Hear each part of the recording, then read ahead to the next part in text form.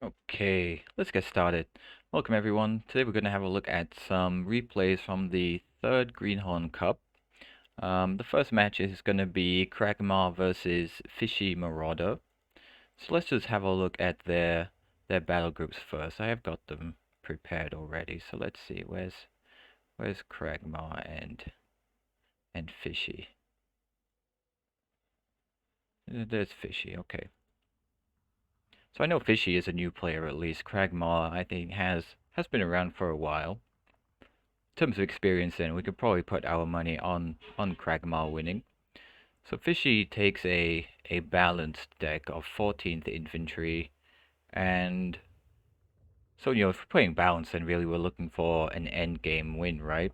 But the problem I see here really is like if we just press phases A and B off, we can see that there are actually only two cards in C phase. And so in this way, like you don't just choose the income. Like the income dictates really your deck build, but also your play style.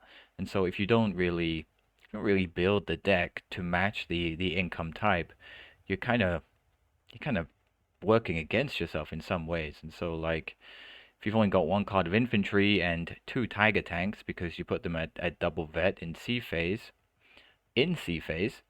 then you're not really playing to the strength of a balanced income type here. So I'm not sure this is really the right way to run a balanced income type with this deck build we have here. Two infantry guns in A. I'm not sure if that's the like would you need both of these in A phase, or could you maybe put these in B when you have a bit more income? Oh, and he took them with the munitions truck as well. Okay, I would say that's probably also a mistake. They do only come with 4 heat shells, and so understandably you might want to replenish that, but ideally you wouldn't be using these as your anti-tank guns because you still have plenty anti-tank guns anyway. So I can understand why some people might think that bringing a munitions truck with this SIG-33 would be a good idea, but it's not. This is supposed to be used as a 2,000 meter HE gun. It's to kill infantry, it's to kill anti-tank guns, it's to kill soft targets at 2 kilometer range. And with the range rework, that 2 kilometer range it kind of becomes like a key aspect of a unit. If it has 2 kilometer range, then you can use that to abuse units that don't have 2 kilometer range. Units that have 1750 or 1500, you can sit just outside their range and you can pound on them for free. And that's one of the main advantages now of the units that have this 2000 meter range. But taking it with the munitions truck, we see boosts its price by 40 points. And maybe sometimes you would want more than one of these for their intended role, which is soft target deletion, but you're gonna have to spend an extra 40 points each time to bring one, when you could use one truck to supply 3 of these guns quite easily just by taking a supply truck in the support tab instead, which hasn't been done here. So we could just bring 2 of these in A. Alternatively, bring 1 out for 40 points and then bring the other 3, and you could still supply them if you wanted to. But again, like I said, their intended purpose is not for this heat shell with 160 millimeters of penetration, which is nice, but has absolutely abysmal range as well. 750, pretty damn bad. So there are plenty of other options, for soft targets here. Lots of nice anti-infantry guns and the Stug 3E, SMG 42s. So I'm not sure this is really a great choice here, and I'm not sure whether I would take the SATS MG as well over the standard MG. Getting suppressed too easily, and we can look at the difference in accuracy as well. Look at this. That's pretty significant.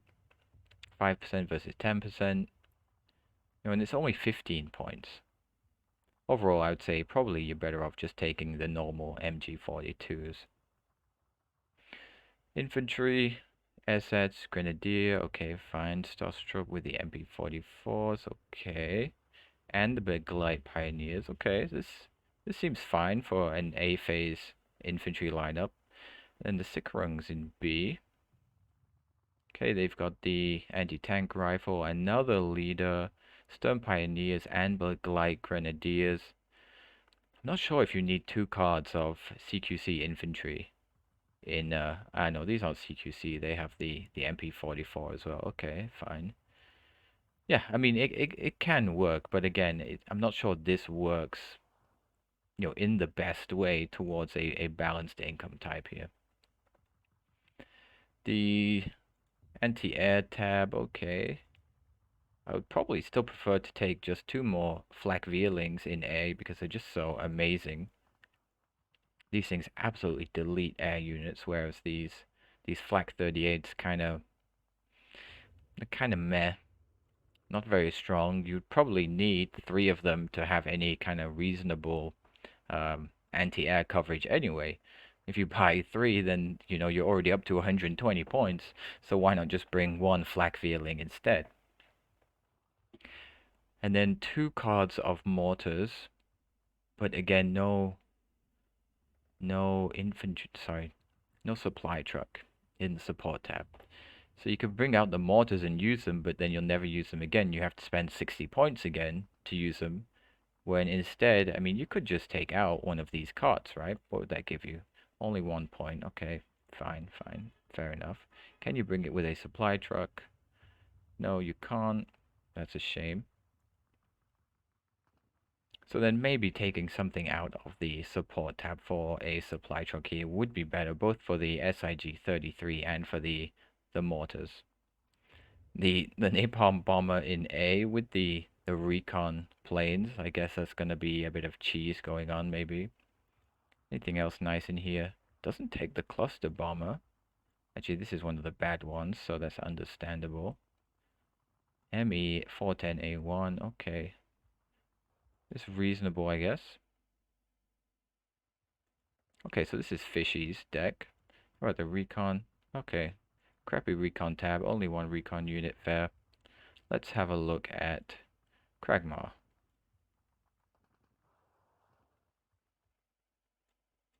Okay, so Kragma is playing Pansari Divisione, and he's playing Vanguard. I think really the way this division is kind of limited by its units and their phase locks, you kind of have to play as either Vanguard or Maverick, because a lot of these tanks, and it is kind of like a tank division. We see the tank image up there, right? A lot of these tanks are kind of phase locked. We look at the T4, sorry, the Panzer 4, not the T4. Panzer 4 here, you can't bring it in C phase. Sturmy, you can't bring it in C phase. The T-34-85 is only A phase. The 76s only A phase. The KV-1s only A phase. I mean, you see here, all of your tanks, although it's a tank division, all of your tanks are limited to either A or B phase, except I think for these T-26s. You can bring in the C phase, so you could bring 27 of these at 1 vet, or 18 of these at 1 vet, or 24 at no vet. And you can actually kind of play a funny meme strategy if you can get to C phase, and you take all 3 of these cards in C phase and you spam them all at once because they're only 15 points, then that can be pretty entertaining, although I'm not sure how effective exactly it would be. If someone just had a few heavy bombers, I think that would shut it down pretty easily. So pretty standard lineup, I would say, here for the tanks. Lots in A, some in B. That tends to be the way it goes for Pansari. 2 Jakari cards. Okay, these are Cqc Infantry. Lahitoyunta also is Cqc with the HE shells. And the Nostovaki, I guess they're a mix. I mean, they have the rifles and the MG, sorry, automatic rifle, but they also have the Molotov cocktail, but they are disheartened. I've never really been a fan of these, but when we look at the infantry tab availability for Pansari, there isn't much there. So you kind of shit out of luck when it comes to infantry choices. Although you have a lot of tanks to compensate, but not much line infantry. Like I think it's literally the Nostovaki and the Kivari card, and that's it for your line infantry. You don't get anything else. So both cards of Jakari in B. mean, I would say maybe put one in C, but then I remember that he's playing Vanguard, so probably you want to win before C phase anyway. I think you could argue for no units in C in that way. Takes the ISU 152, okay. Reasonable, standard.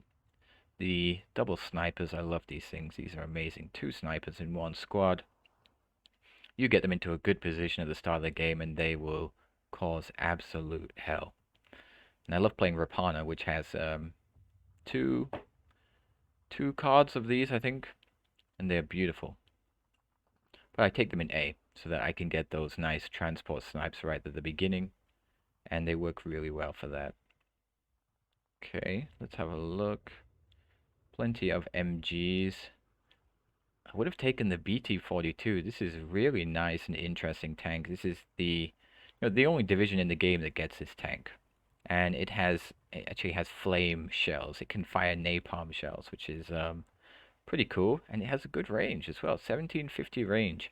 So like if you get this tank to shoot something like an anti-tank gun or an anti-infantry gun at range, these flames will put the flames under the unit. The unit has to move or continue taking damage, and so it's so effective at like rooting out entrenched units like that, either in forests or in buildings too.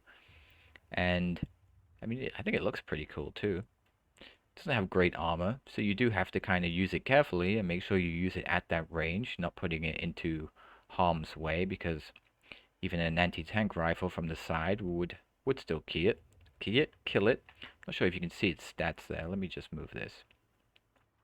So its side armor there we can see is only 15 millimeters, which is pretty weak.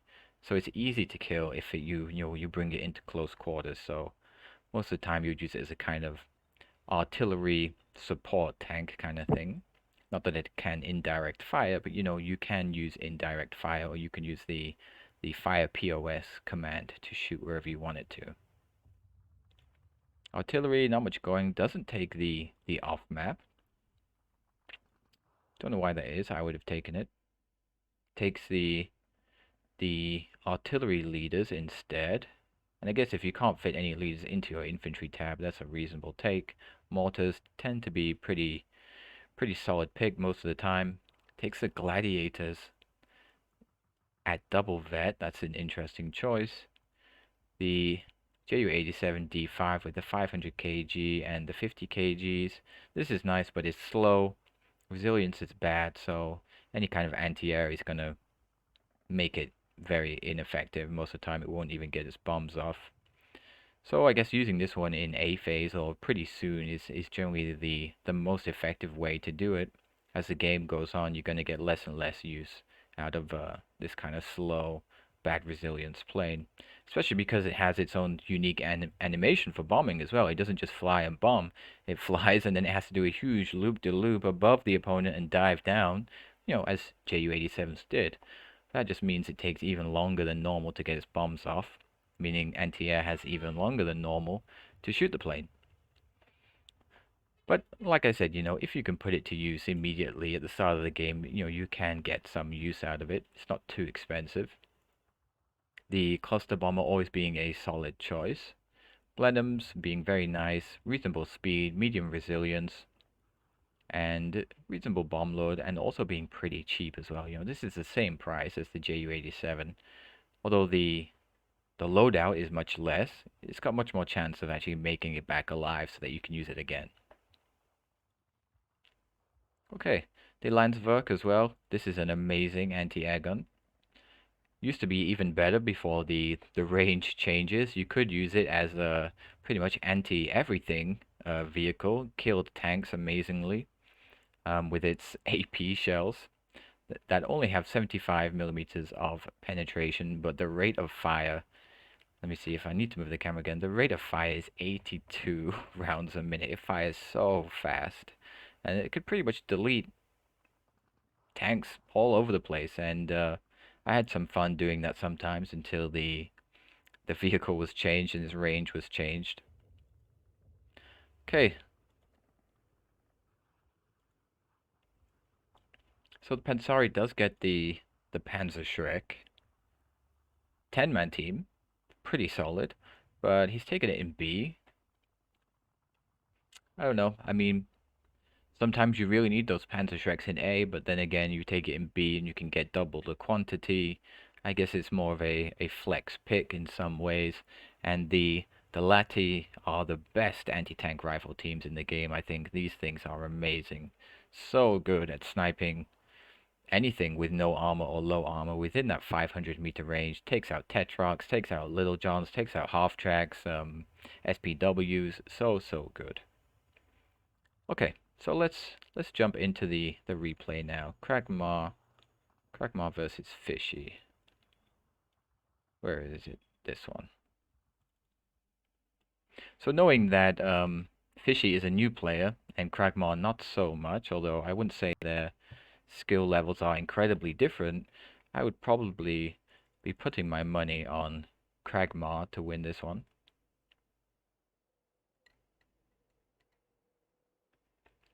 Let's see how it goes. Let's fast forward a bit. Wait until the players have decided what they're deploying and where, and then we'll have a look at, their deployment locations and see if we can make any predictions about how it's gonna go.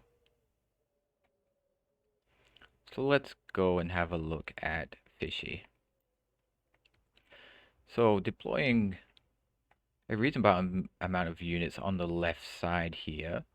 One thing that sticks out to me here is that this deployment here is probably too aggressive, and this one too. These are in danger of being sniped, because what tends to happen is the player on this side is they want to bring units down here, and all they need to do is put some kind of fast vehicle into the forest here, and they have line of sight on this road here. On the left side here, okay, make sure we pause before it goes too far. We can have a look. So people tend to put vehicles into this forest here. And that makes it very easy to snipe things on this road that aren't deploying conservatively. And sometimes if your opponent has really fast vehicles, they can get them before they can even get into this town. And especially taking this long road here is mostly just putting your units in danger. So these units might make it to the forest. I would say this one's in danger of being sniped. This is fine. This is fairly conservative and fine. This is a nice location for overlooking and sniping from. But also this forest does the same thing as well on the left side. It has pretty good line of sight. And it has a line of sight even over here as well. Always need a unit in this forest here just for this weird flag in the middle that nobody tends to fight with. This is a bit of a weak deployment into the town, I think. Just, let's see, one Grenadier, one MG, one Starstrup. Now, I don't think these units actually have any anti-tank. So, if the opponent brings anti-tank down this road into this town or pushes here in any kind of strong way, this is probably going to lose. This is, again, also I would say too aggressive. A lot of the time, again, just like on the other side of the map, people tend to bring units down the road here and deploy into the forest here, and you can shoot whatever is coming down the road. This is asking to get shot in the transport and totally lose the unit value. And here comes the napalm cheese with the recon plane. That's going to be interesting, but let's have a look at Kragma. Let's swap and have a look at his deployment. So, let's see. Deploying into the forest here, yes. A vehicle is coming to the forest on this side.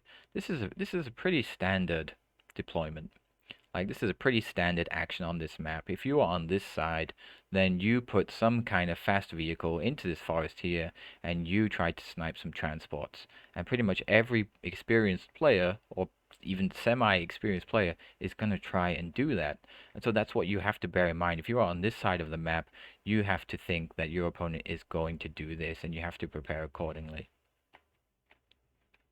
So not going for much into the town here.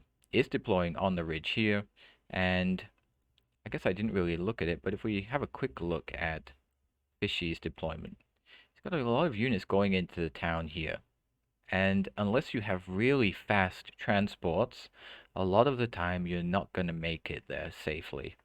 Like, if you want to do it, you have to use things like jeeps or motorbikes. If you're using trucks or even slower trucks and your opponent deploys something in the forest here, you're gonna get sniped. That's pretty much gonna be it. So you have two options for that. You can use fast vehicles. Alternatively, you could instead just use a lot of supporting equipment in the forest here. So you can put 2 kilometer range equipment here, for example, like the SIG-33, and that would kill any, like, let's say, anti-tank guns or things like that that might be trying to snipe from here. Or you could use planes or something like that. But if you don't prepare for the eventuality that your opponent is going to place units in this forest here to snipe this road, is going to place units in this forest here to snipe this road, then you're going to lose units before they've even deployed. And you're going to be kind of on the back foot in the first minute of the game. Okay, let's switch back to Kragma now. So Kragma is deploying a vehicle here, is deploying something here. Let's see what it's going to be. Looks like it might be an anti-tank gun, maybe an MG as well. Also one unit here, just like there's one unit here. Pretty much you only need one unit either side here to, for the red to hold this objective and for the blue to not let this kind of balloon and take this objective here. So Kragma is putting a lot more units into the town here than Fishy put into his side. And also it looks like more units here on this side than Fishy put into his side of the forest here. So prediction would be that something gets sniped here, something gets sniped here. This would be a fight won by Kragma in the town. And this one, let's see, what does Fishy have? He does have some units. This is pretty even, could go either way. So let's put it on neutral. Let's slow down the time. Let's watch this this napalm bomber do its absolutely cheesy cheesiness. How many kills will it get? Oh. He notices. He tries to get the latte out of the way. Oof. I mean, that was good reflexes by Kragma there. Still drives his units through the fire for some reason, but they don't die. Okay, good reactions there. Bomber kills the Kubel here. That was nice as well. So these units are doing something. What is his order? Okay, he's just microing them to move up the side of the road here. Fine. So what we got? Jakari versus Flammenwerfer. Jakari wins that. Pack 40, MG. Also IG-18. They should beat the MG, but BAF-C as well. And on the side here, yes, the truck did get sniped, like I said it would. These two units arrived just fine, though. And now we have Starstrup versus Jakari. Jakari probably win this because it's 2v1.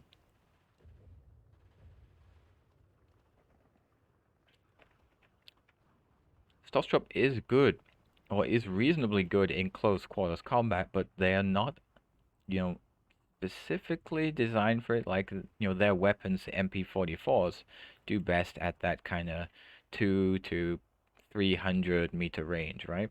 Where they're outside the range of SMGs, but also inside the range of their own weapons, where the SMGs can't fire back. And even against rifles at 300 meters, they win because the MP44s have just better stats at that range. So Pack 40 here, shooting the IG-18. I'm not sure who this is in favor of here. It looks like the Pack 40 did start getting its shots off first, so the IG-18 is more suppressed. But for some reason, Kragma falls back the Pack 40. It would have won that fight with just one more shot. It's got 1 HP left. Don't know why he didn't take that. Jakari here in the forest. Like these are Cqc Infantry. So you don't want them on the edge of a forest because that's not where they do their best work. Like, you can use them to defend inside the forest, for example here, and any infantry that tries to come in are going to take a Molotov cocktail to the face, and they're not going to like that. Nobody likes being on fire. The MG here on the hill, shooting at the... Oh my goodness, look, another one of the trucks that was sent into the town did get sniped. Another one here got sniped. So that's 3 transport kills. in the locations where I predicted they would be. And that's why we have to, I mean, this comes down to map knowledge in a lot of ways. You know, you have to play the map, you have to experience it, you have to, in some ways, like, you have to lose your units to these things to realize, okay, I'm not gonna do that thing again. And a lot of the time, it does also kind of depend on your opponent. If your opponent is experienced, then these are the things that you have to avoid. These are the things you have to bear in mind. Like if you want to reinforce this town, let's say from the red side, a safer way is to deploy units into the back of the forest here, and then move them up into the town, because it's safe to do it that way. We see very little line of sight problems here into the town, and then you can move down. And in that way, there's a much reduced chance of being transport sniped here. And definitely don't go down either of these roads. If you want to get into this forest, you can deploy in the backside here. You're much more likely to get in and safe without being sniped from here than you are trying to take this road and go all the way along here in this thing's line of sight. So Kragema takes the town now.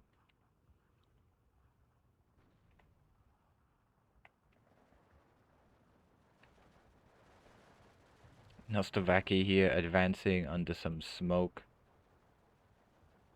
Looks like Fishy forgets a Grenadier DP here.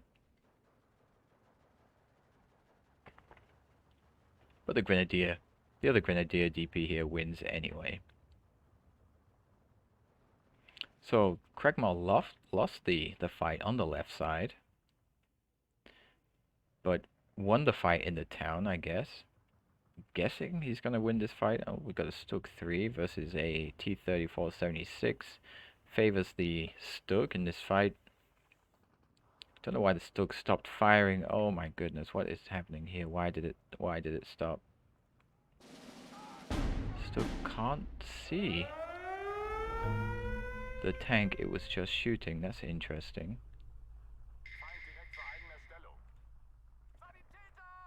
Kragma also cannot see the Stuk. I guess he reversed the T-34-76.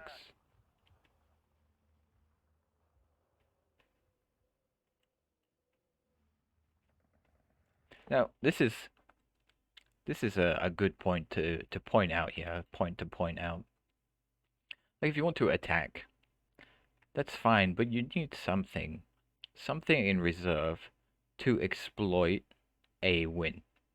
So in this case here, Fishy advanced, he fought, and he won. And Kragma was actually quite slow to reinforce this area. But if Fishy just had 1 or 2 units, fast units, maybe 1 infantry unit in a truck waiting here, or an MG or something, once you win this and you see this influence balloon here, then you can send your truck fast move down the road, and you can get infantry into this forest, this forest, this forest, maybe even this forest as well. And once you do that, you then not only push the influence line even further, and maybe even take this objective here, but it makes it so much harder for your opponent. Like if you had infantry in this forest here, these infantry units would not be able to advance down this road without being shot. They would have to unload in this area here once they start getting or becoming under fire, and it's going to be so much harder and slower for them to advance forward. And so you're capturing an objective here, or you're just capturing territory here that then you can exploit to prevent your opponent from reinforcing easily, but then which also would give you some nice lines of sight over this road here. If you can get an anti-tank gun into this forest here, your opponent is not going to be able to bring any units down this road to reinforce this town. And then you've got a kind of pincer movement going on. You can assault from the town here, while also providing supporting fire from this side and preventing any reinforcements. And a lot of the time, that's one of the typical tactics when we play Steel Division 2, is we don't just try to brute force things. We look at ways that we can advance somewhere and be prepared to take advantage of any kind of victory and advance quickly to take the territory if we can. But then we don't just try to attack in one direction. it's a war game, right? So we're looking for ways we can flank our opponent and then attack from different directions and try to cut off reinforcement routes. And once your opponent can't reinforce a location anymore, it's literally just an amount of time until the units they have there are depleted and that area becomes yours. Pack 40 versus Stoke 3 here. This favors the Pack 40, I think. Stoke 3G, but just by itself doesn't do great soft target damage. Pack 40 missing, should get the next hit though. Oh, I think this Stoke just turned. Bomber comes in on the Pack 40 though. That was a nice little counter there. So town here, that's a move order. Very, very bad idea. And we can prove it. What is that order? That dark orange. Did pin down the Jakari though. I'm impressed there with those big light pioneers. If you don't know, when we move infantry, or if we move infantry when they're under fire, they take something like 100% more damage. And so it's pretty much just a big no-no. Never right-click your units to move if there's some kind of probability of them coming under fire. If they do come under fire and they are moving and they continue to move, then you're going to have a real issue because you're going to watch them disappear from the map because they're all dead. Now, we could say something here about unit composition. Yes, big light pioneers are good. They're good at anti-infantry. But here, his opponent is able to bring a tank into close quarters range and with impunity because he only brought one kind of infantry unit. He just brought anti-infantry infantry. Now, if he'd brought something with a Panzerschreck, something with anti-tank grenades, whatever, just something, he would have been able then to get the kill on the Sturmy as well and prevent any kind of close range tank support here. But because he didn't, he can't. And so this Sturmy now is just killing his big light pioneer for free. Like if you want a kind of rule of thumb, the rule of thumb is that whichever area you want to attack or you want to defend, you are not going to defend with one kind of unit. You're going to have 3 or 4 different tools in your toolbox. So you're going to have something that can take out CQC if there are CQC distances involved. That means Molotovs, flamethrowers, grenades, SMGs, things like that. You're going to have something that can hold the line and shoot at a longer range than the Cqc infantry, and that's going to be line infantry. They've got rifles, they've got LMGs. You're going to have something that can take out tanks or vehicles, something with a Panzerschreck, something with anti-tank grenades, whatever it is, you need something like that. And then you get into the longer ranges where you apply the same principles, but at longer ranges. So you want the anti-infantry guns for the soft targets at those 1500 meter ranges. You want the anti-tank guns for the vehicle damage at the same kind of range. But you want all of these things available. And in that way then, no matter what your opponent brings, you have some option, some tool available immediately to take advantage of what your opponent might be doing, to take advantage of any mistakes your opponent might be making.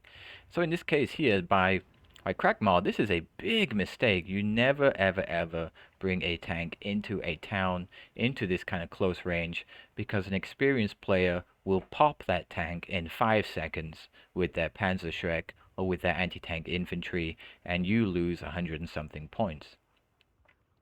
Kragma is able to do this because his opponent is not bringing a selection of different units. Now he brings the Sturmy out into the Pack 40 range, gets the shooter killed. Pack 40 might get the kill here. Yep, down it goes.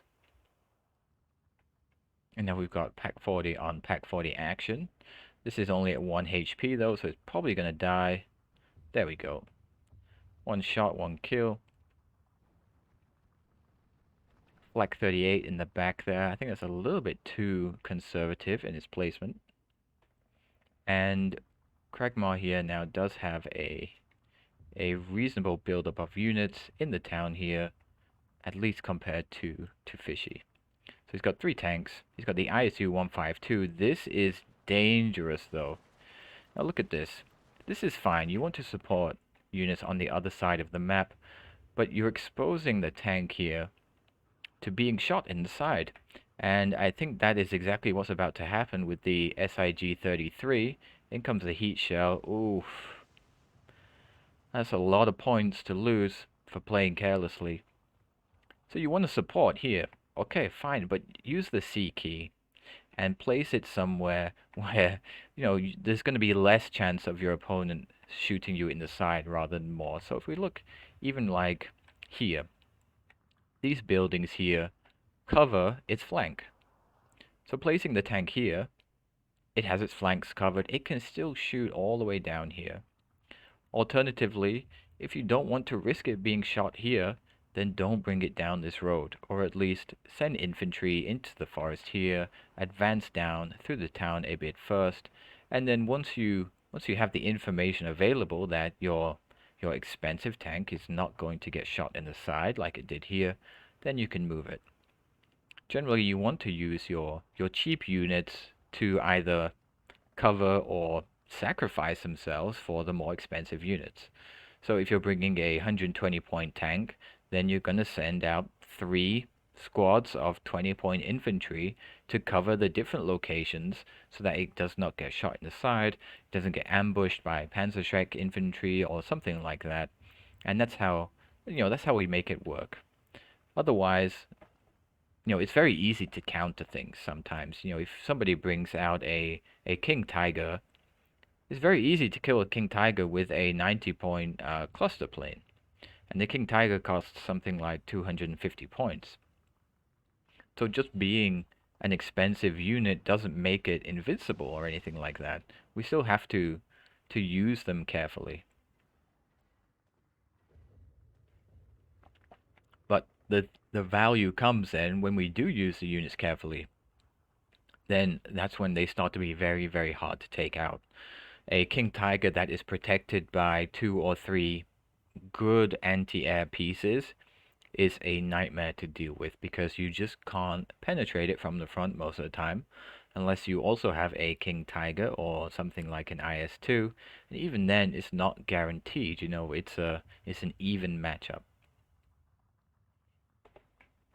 But most of the time you will not get that kind of mirror matchup. Oh, this again, this is the right click moving here. Please don't do this. If you want to move your infantry to go and assault a position, just use Q move. And like we see here, still moving even though they're pinned down. They're dead. Very, very, very dead. And this is a reasonably defended location now. Does have the Pack 40 on the hill, which does have line of sight down this road, has the infantry protecting it. This is going to be difficult to take back now. This side here does have, it looks like there's a reasonable amount of units here, but if we actually look, there are 3 mortars, an artillery gun, an anti-air piece, and 2 MGs. This is a kind of defensive or support unit location. And so if we ignore these, because these are not going to hold the front line, we've got 2 infantry squads. We've got a whole bunch of infantry dying in their transports here, dying in a fire. This is pretty weak here. Again, this is pretty weak here as well. They are falling back. There's a reasonable buildup of tanks and infantry here as well. So we've got a strong force composition here to advance with. There is a tiger coming down here. Now, when I think back to when I was learning the game and trying to defend when I was losing a position, like we try to defend and we lose, and we try to defend and we lose, and we start to get like quite frustrated, and we say, okay, fine, fuck it, I'm going to buy a big fucking tank, and let's see how you deal with that, you bastards. That's how I would think. But Again, like just having a big tank or an expensive unit doesn't make you win. Like these units actually just have really specific uses most of the time. Now, the specific use of a Tiger is, if we have a look at its stats, it has good frontal armor, good side and rear armor too, and it has 2 kilometer range. So it's a nice support tank at range.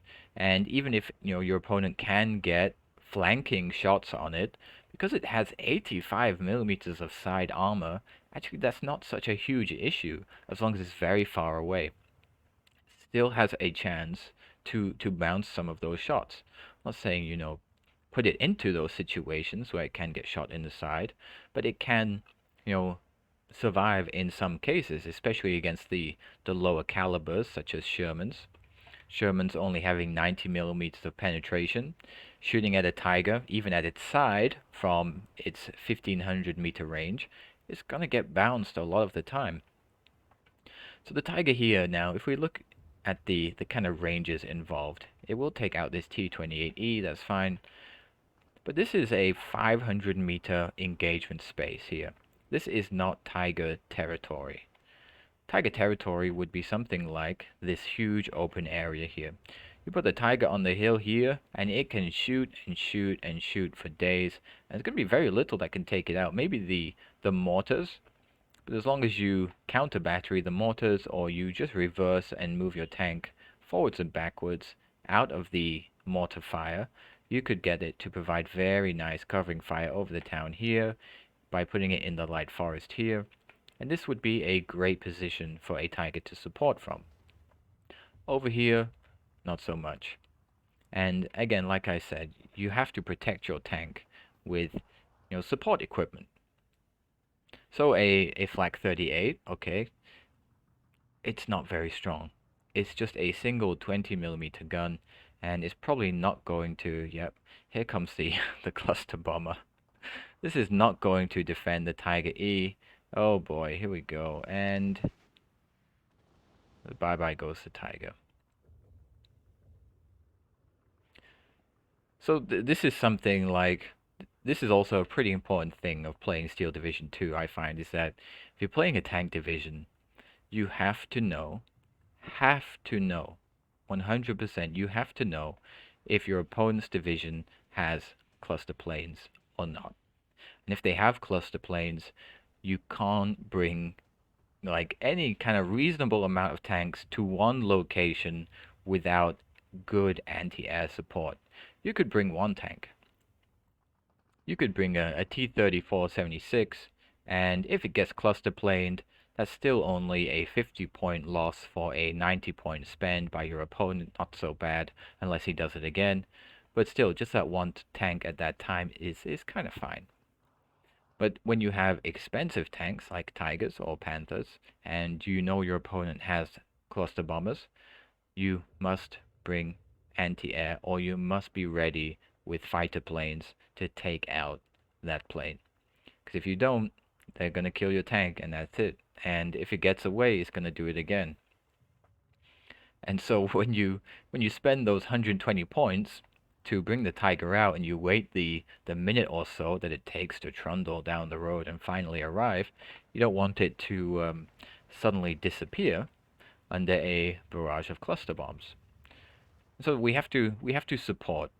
We can't just buy units and hope that they will do a thing. We can't just buy a Tiger and hope that it will do a thing. Vincent, thanks for the follow. Nice to have you here. So we can't just buy a unit and then it will do a thing. Like this is, I guess, some key difference between Steel Division 2 and other games. Like maybe in StarCraft or Warcraft 3 or whatever, normal RTS games, you can buy a unit and it will do stuff. And you buy a more expensive unit and it will do more stuff.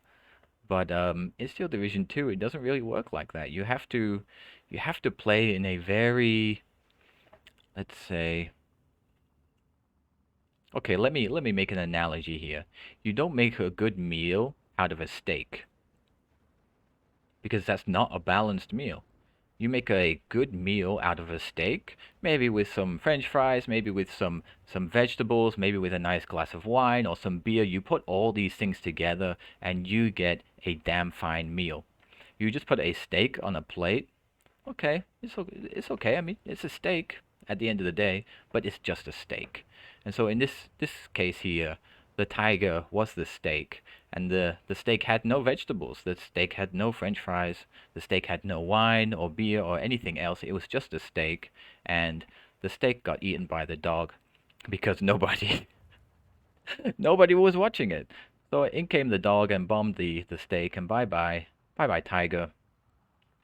And the flags are now down to 17-7 in Kragmar's favor. I think at this stage now, if we zoom out, we can see that it's mostly in Kragmar's favor, especially this side here.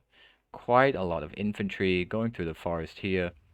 Personally, I would not place so many infantry all together in one blob like this, because one big bomber coming in says bye-bye to the infantry, and now this is, let's see, 1, 2, 3, 4, 5, 6, so 20 points each. That's 120 points, but 180 or 90 point medium bomber could come in, bomb these things, reduce them all to half health, pin them all down, and then all you need is one unit to rush in and surrender them all. I mean, it's kind of an advanced tactic, I'll give you that, or it's not a beginner tactic, but blobbing is something that you should always think about not doing. So in this case, in this situation, let's see. We have these infantry trying to move up the hill here, right? Let's look at it from Kragmar's perspective. Kragmar knows there's a Stug 3 here. There could be some supporting stuff here. Actually, it doesn't have good line of sight. Could be some stuff here. But he does have the Kivari advancing there as well. But putting all of these together means that if this Stug 3 turns and shoots even at, say, this Jakari squad in the middle, all three squads, this Kavari, this Jakari, and this one, all three of these squads are going to still take suppression damage. They're going to start getting pinned down, because suppression and like the suppression units receive from MGs and HE shells is not unit specific, it's actually area effect.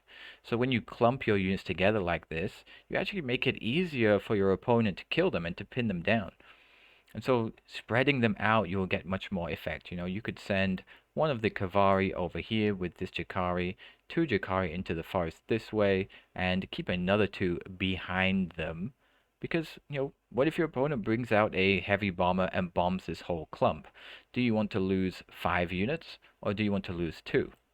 So if you just space them out a bit, you're going to get better results from that.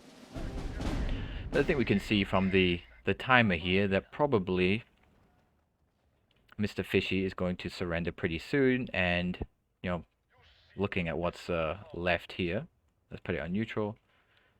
Probably that's the smart choices. Not much chance of this going back in his favor, I think.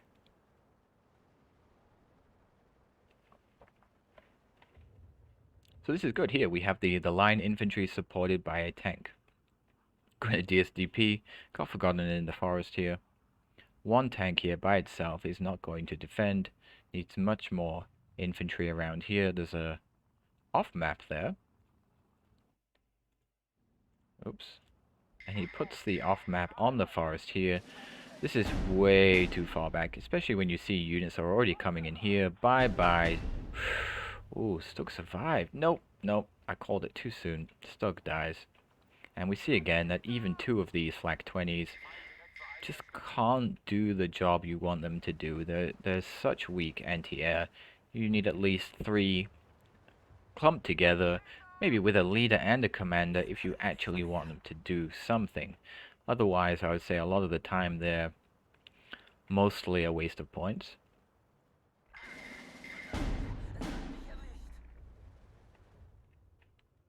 Yep, so here we go. 15 seconds. And Fishy surrenders. Well done to Kragema. Did have the advantage with the Vanguard deployment as well. But even now in the C phase with the points advantage, there's no way for Fishy to win.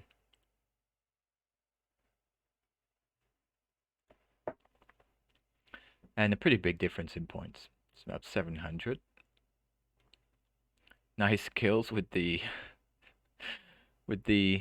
This Focke-Wulf recon plane, I'm surprised it got 4 kills. That's pretty good use. Big Light Pioneer as well, got a pretty good kill list. And the Napalm Bomber, beginning with its cheese right at the start.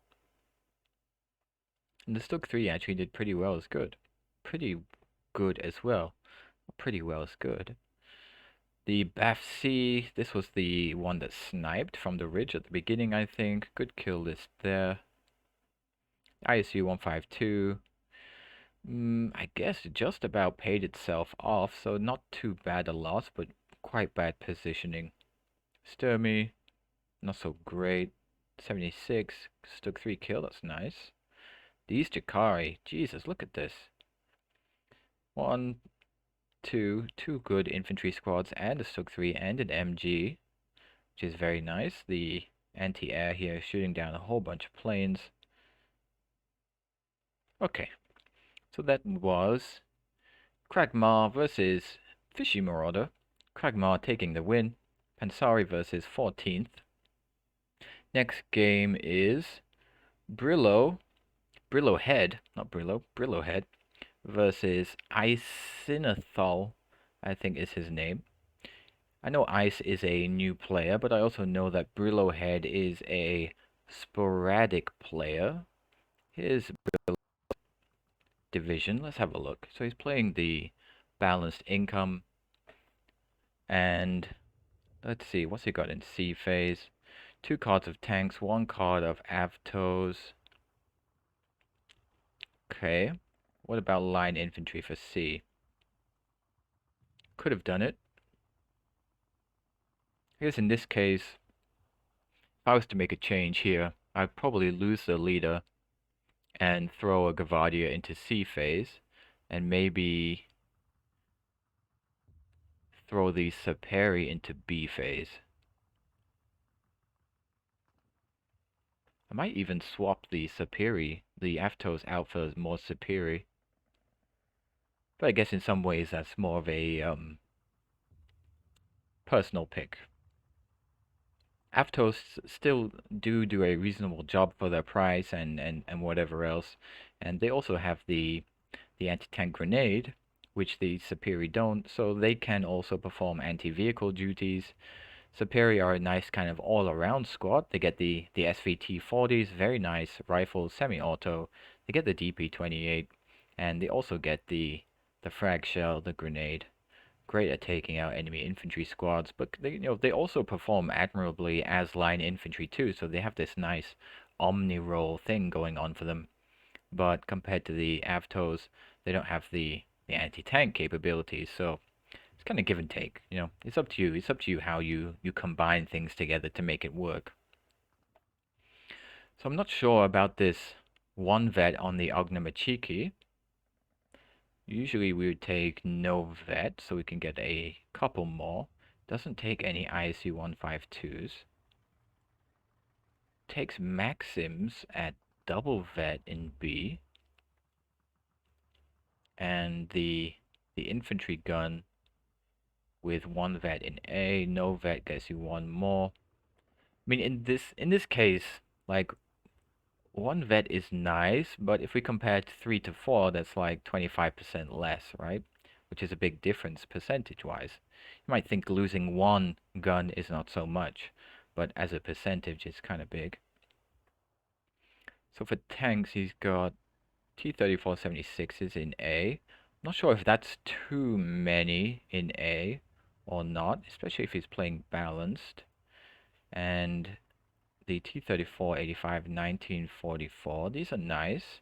APCR with 180 but only 1500 meter range. Let me just make sure you can see that. But overall, I would say it's hard a lot of the time to use the 1944 well. It does get 2 kilometer range on its standard AP shells, but only 145 millimeters of penetration. So I guess we have to look at what kind of division ISIS is playing before we can make any further comments as to how useful they would be. In B, 2 cards of these in B. I mean, look at the price. These are not cheap tanks, right? And let's say 100 points on average. He's got 12 of them. That's 1,200 points. In B phase, Brillohead is only going to get 1,350 points. So I would argue in some cases, maybe this is too many tanks for B phase. Maybe you could lose one of these. Or maybe you could just bring the 1944 with no vet, and that would be enough, maybe? Maybe even with one vet would still be enough. For the anti-tank tab, I think this is a bad choice if you're just going to bring this in A phase. Because the AP shell is only 75 millimeters, range is only 1250. Like if you take the Zis-2 instead, this has 1750 meters of range with 120 penetration. You know, it's so much better, and like in my experience at the start of the game, what you're trying to do is you're trying to stabilize the line, make sure everything is reasonably defended, and that open areas are covered. If they need to be covered, then you cover them with something that can do that. And you know, this 45 millimeter is not going to do that with its 1250 range. It's not going to do it well anyway. And there's this too, by comparison, is definitely going to do it much better than the 45 mil would. I guess APCR with 185 millimeters of penetration, but only a 1,000-meter range. So you can use this in some ways, like if you put it on return fire or efficient shot, then it will stay hidden in a forest. You know, if it's against something that it can't really penetrate well with its 120 millimeter shells, then you can keep it hidden until the tank hopefully advances into the 1,000-meter range, and then you pew pew with the APCR 185 millimeters of penetration. Very nice, and bye bye goes the tank. Okay, so the infantry, the tanks, yeah. Razvedka, of course, being a wonderful choice at all points in time. Recon unit with SVT-40s and the bazooka having 250 meter range and 80% accuracy. This is a fantastic anti-tank weapon. Razvedka get extra stealth and they don't affect the influence line, so you can hide them in places. You can hide them in heavy forest, you can hide them in buildings, and because they don't affect the influence line, you know, when we play Steel Division, we get into this kind of mindset that we have to watch the influence line because we do. It's a scouting tool in many ways. We can use it to see where our opponents are, and then that comes in where the advantage of the recon units are is that they don't affect the influence line. And so you can trick your opponents into thinking that there's nothing to be worried about when there really is something to be very worried about. And, you know, I've played so many games and seen so many replays where Razvedka just kills so many tanks. So many tanks because you're not expecting them to be there and they've been hidden well. So let's have a look at the artillery tab. Takes the motorbike mortars. Okay, that's fine. The artillery leaders and the 76 millimeter Su-76M. Not sure about this. The low caliber for me makes it not a great, you know, support tool because its explosion radius is too small and doesn't do enough suppression, doesn't really do enough, especially for 85 points. And then, you know, considering on top of that, that by taking this, Brillohead does not take this off map. I mean, off map is so nice. Off map is so useful. Like, I honestly cannot imagine a situation where I had off map available in a division and I do not take it. Always take off map. If you're a beginner player, just take the off map. Take all the off map. Use all the off map. Whenever you see your opponent having a bunch of units in a town, in a forest, off map. Easy as that. Very simple way. And you can build up your skills from there, but just do it like that, use it like that, and you're pretty much guaranteed to at least get some results. So the air tab, he has the IL-2M. IL-2s being very nice planes, very strong with their very good resilience, very hard to kill. very annoying when they almost always get away from anti-air and never die. Takes the Yak 1B Normandy. That comes with double vet, 3 availability. That's really nice, actually. 3 availability at double vet is pretty good. And planes with veterancy do have a hidden dodge stat, I think. I think that pretty much just translates to them automatically avoiding a certain percentage of shots fired at them, which is pretty good. But it does have bad resilience, so there is that. IL-2s we can use as close air support after they drop their bombs, as long as you have the Winchester evacuation turned off. Takes a PE2 in B. Okay, I would also agree with this. This is a reasonable air tab lineup. I would think if you're going C phase though, probably I would bring another one of these in C. 7 in C is nice. Because C phase, or if you're playing balance, the whole aim is that you have a strong C phase. So most of the time, that's what you kind of build for.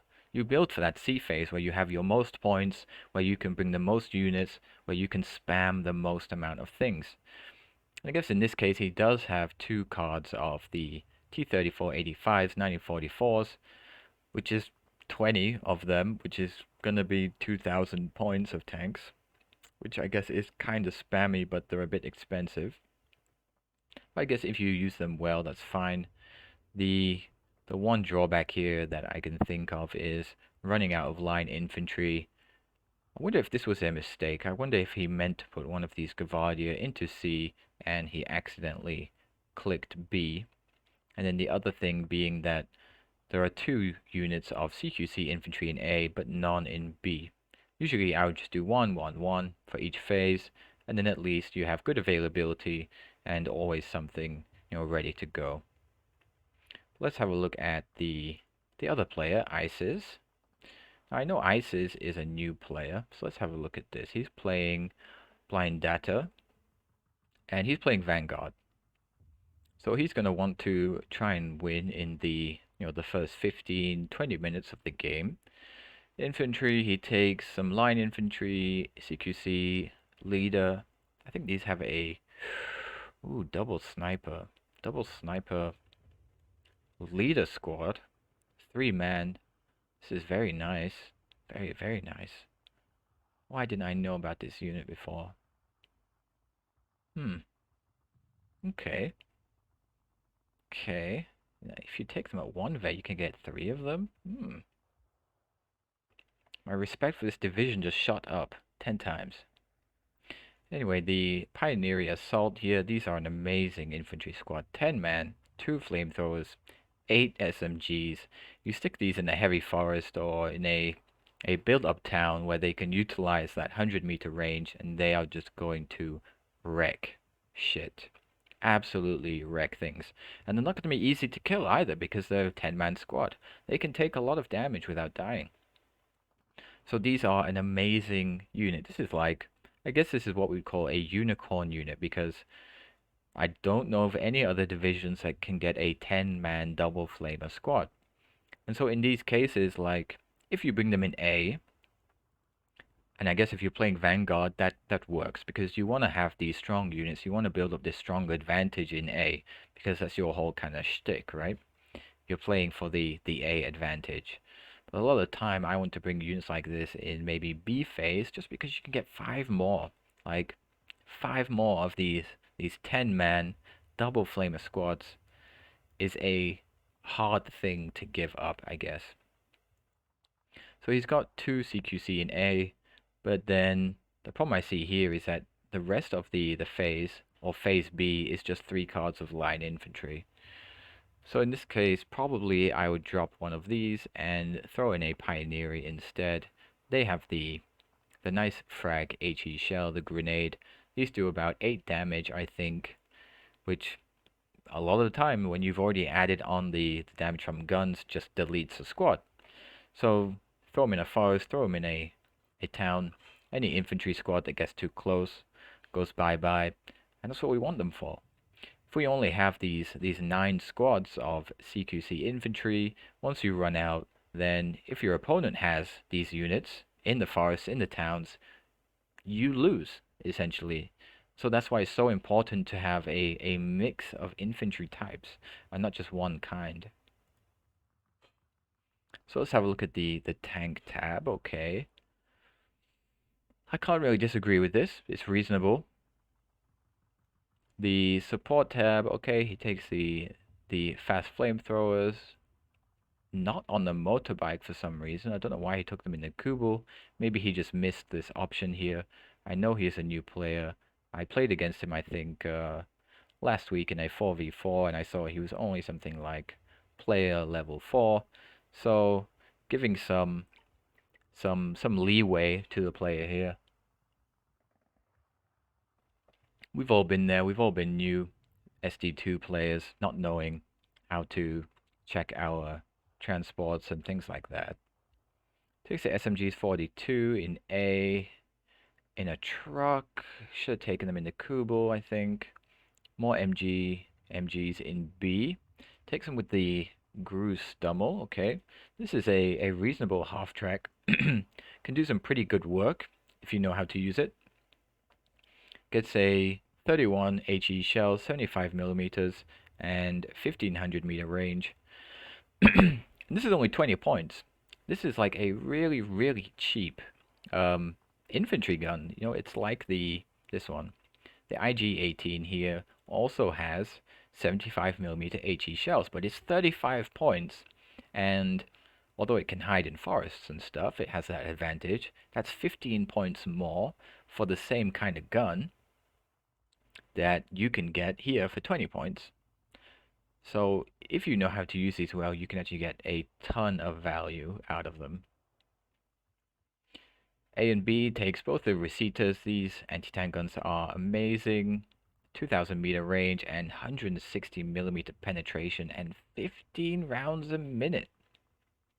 If you're not familiar with anti-tank guns and their fire rates, this is amazing. This is an amazing fire rate for something that can fire at maximum range with such great penetration.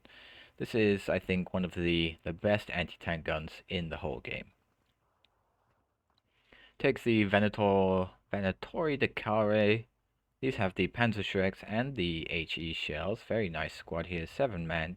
Great multi-purpose squad. Hide in a forest. Any infantry units that come by are going to get grenaded. Any tanks or vehicles that come by are going to get Panzerschrecked. Wonderful, wonderful Omni role units. Probably I would have taken a second squad in B as well. The anti-air. They don't have a great anti-air tab. I'd say this is a reasonable selection for what they have available. So no comments there. Doesn't take the off-map. Why? Why would you not take the off-map? This is only 95 points. Yes, you have to take it in B. Yes, you have to take it in a flimsy, really flimsy plane. Very bad resilience, very slow. But as long as you keep it in the back line, you can still get a lot of use out of this. So I'm not sure if I would take the leader artillery unit here over the off-map. The air doesn't take the cluster bomber. Okay, now this has to be said is a big mistake. You know, especially if you're playing in a competitive league, then you actually know what division your opponent is going to bring before the match starts, and you can tailor your division to that end. And so if you know your opponent is playing a division with a lot of tanks and you have a cluster plane available, take the cluster plane. We saw in the last game how the cluster plane was taking out tanks so easily. And you can get so much value out of these things. So much value. They are always worth taking. Let's see what he took instead. So he took some medium bombers. This is kind of a crappy loadout. Just one 250 kg bomb. I'd say it's not very good. Especially if you have these kind of faster planes that kind of do the same thing, but better. Just not with the resilience. So bad resilience, but faster, and actually a bigger bomb. It takes two cards of these light bombers in A and the heavy bomber, and another heavy bomber here. Okay, so this is, I would say, too many planes in A, especially not taking the cluster bomber. I'd probably just lose this one. Throw the cluster bomber in A instead. Could probably lose that one too. Get 3 points back and spend them on something else. Okay. Right, let's have a look at the replay. I mean, this division build is reasonable in anti-tank tanks and infantry, at least in A phase. After A phase, it kind of loses a lot of its steam, I think. Not because of the division itself, but because of the way it's been built with the 3 line infantry in B instead of any other unit type. So I'm gonna put money on Brillohead for this one. Let's see. Brillohead, don't disappoint me. I haven't seen this replay. I'm not just saying I'm predicting after I already know the result. I didn't watch this. Let's see.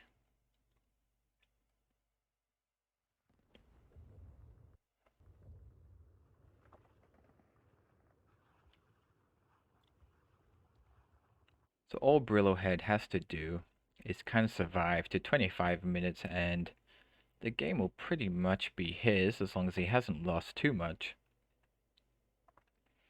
So let's just speed up. Let's let them deploy their units. Then we'll have a quick look from their perspective at what kind of deployment options they've chosen.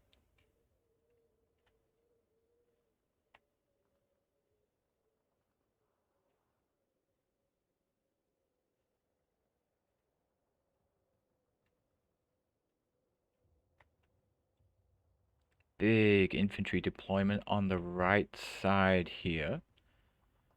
Now you can do some infantry fighting here, but I'm not sure it's the best place for a big fight. Usually, I would say if you want a big infantry fight, it's going to be in the town here or on the hill here, and not on this side. So I'm wondering how that's going to go. This is also pure infantry. So let's have a look. Let's have a look at Ice's deployment. And he's got all of this. This is a lot of units being sent just into the town here. Probably if you want to defend this town and you don't want to contest this objective, you could probably do with just 2 or 3 units. A lot of the time people don't really try to attack this side. But again, that comes down to experience and map knowledge and a bunch of other things. Knowing what your division can do, what your opponent's division can do. Brings 3 Venatori Jakari. These are the Panzerschreck HE shell infantry. Don't think you need 3 of them to defend this town. Infantry here. I think this is too conservative. Usually we want to deploy into the buildings here. And this is also too conservative. And nothing on the left side, is that right? Okay. I mean, if he doesn't change these deployment orders, then what we can say here is this is just indicative of a very new player. We know once we have more experience that generally there are certain locations on every map where we want to deploy. And so on this map, on the left side here in the town, we deploy into these buildings, we protect this objective here. On the hill, we deploy into the forest here, and we contest and fight this area because it's quite important. Over here, we deploy into these buildings, maybe into this forest here to defend the road. And on the right side here, we can put a small flamer unit on the road, or if we have fast units, try to get some into the buildings here. And on the right side, we can try to get some infantry into the forest here, or we can just defend this town here. But so far, judging by Ice's orders, he's not doing any of those things, which, like I said, I saw that he was only at something like a level floor 4, and so he's a very new player. Let's have a look at Brillo. Brillo, by comparison, putting his units into a very standard deployment onto the hill. I can't really argue with this kind of deployment, I would do something very similar myself. This, though, is also very conservative. Like it's very easy to deploy into these buildings here, the church here, even if you have a motorbike unit. That's reasonable and reasonable. And this is also fairly reasonable. So let's see how it goes. Hi Fantix. How's it going? Yeah, so here we deployed into a big blob into the town.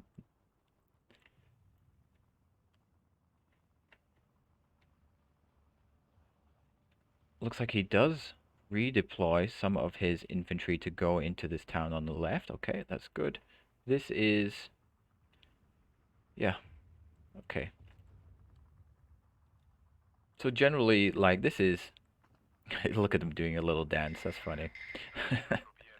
So generally what we want to do is we want to deploy each unit to an individual place, like one unit to the forest here, one unit deploying to the forest here, one unit in the building here, something like that. Each single unit gets a deployment, a unique deployment order, almost all the time. That's the way we do it. In this case, we can see that ISIS doesn't really know that, hasn't practiced doing that, and so he deploys all his units just in one location and moves them all up together as a big blob. I'm doing good. How about you? Yeah, I'm doing good. My back's hurting a little bit from being a snail in my chair, so I'm gonna try and sit up a bit more. And I'm running out of coffee from talking so much and having to drink to wet my throat again.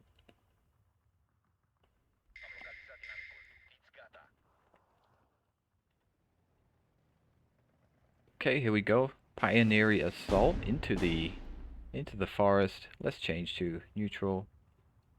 So what's Brillohead got? Okay, so I'm gonna make a comment here. If you bring 4 T-34-76s, use them.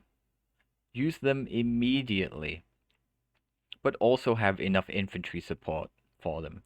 So if I'm gonna bring 4 T-34-76s, I'm gonna bring at least 6 infantry squads.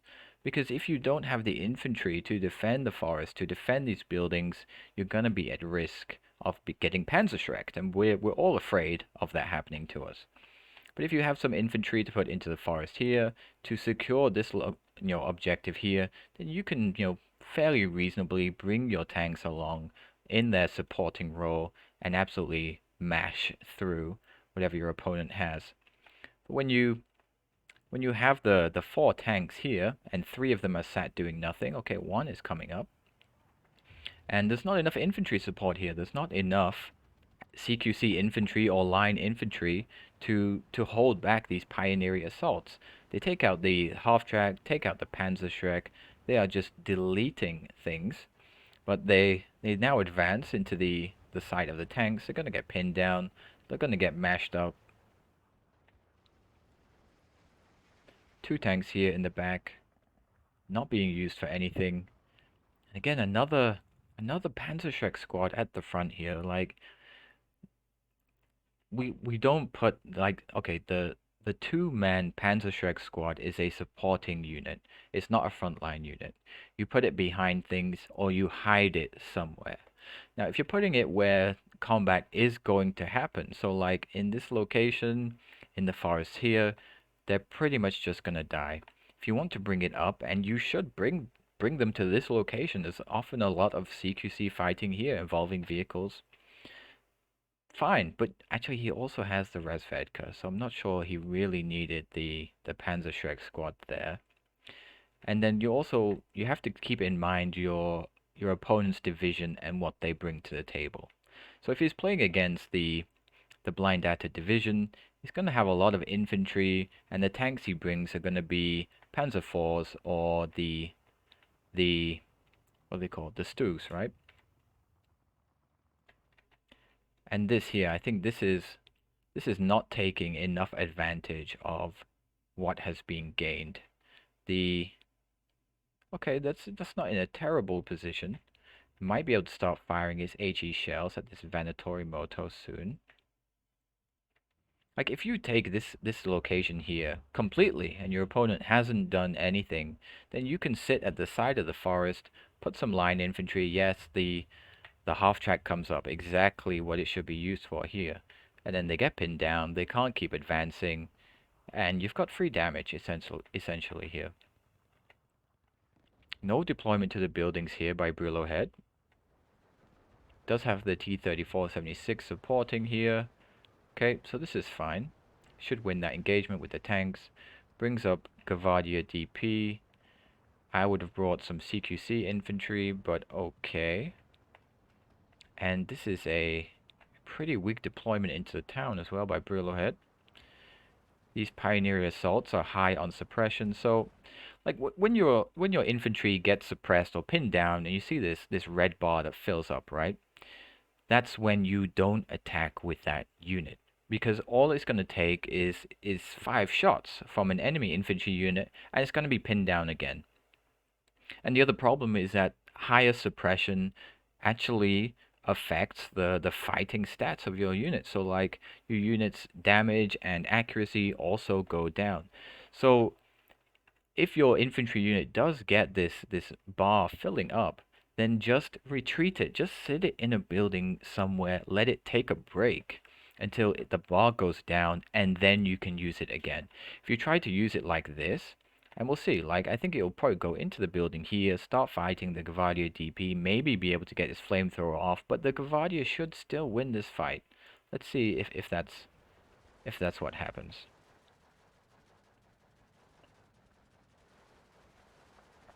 Two flamethrowers. Ooh, Jesus, look at that suppression bar jump up there. 6 men left. Let's see how it goes. Goes out into the open here and gets suppressed, gets pinned down. I mean, the other problem here was actually the positioning as well. If you want to use Cqc infantry units, you don't send them out into the open like here. You send them into the buildings like here, or here, or here, and then you can building hop. So you put them into one building, and then you Q move to the next building, Q move to the next one, Q move, Q move, Q move, like this. And then in that way, you know, you can let your unit work at its best range.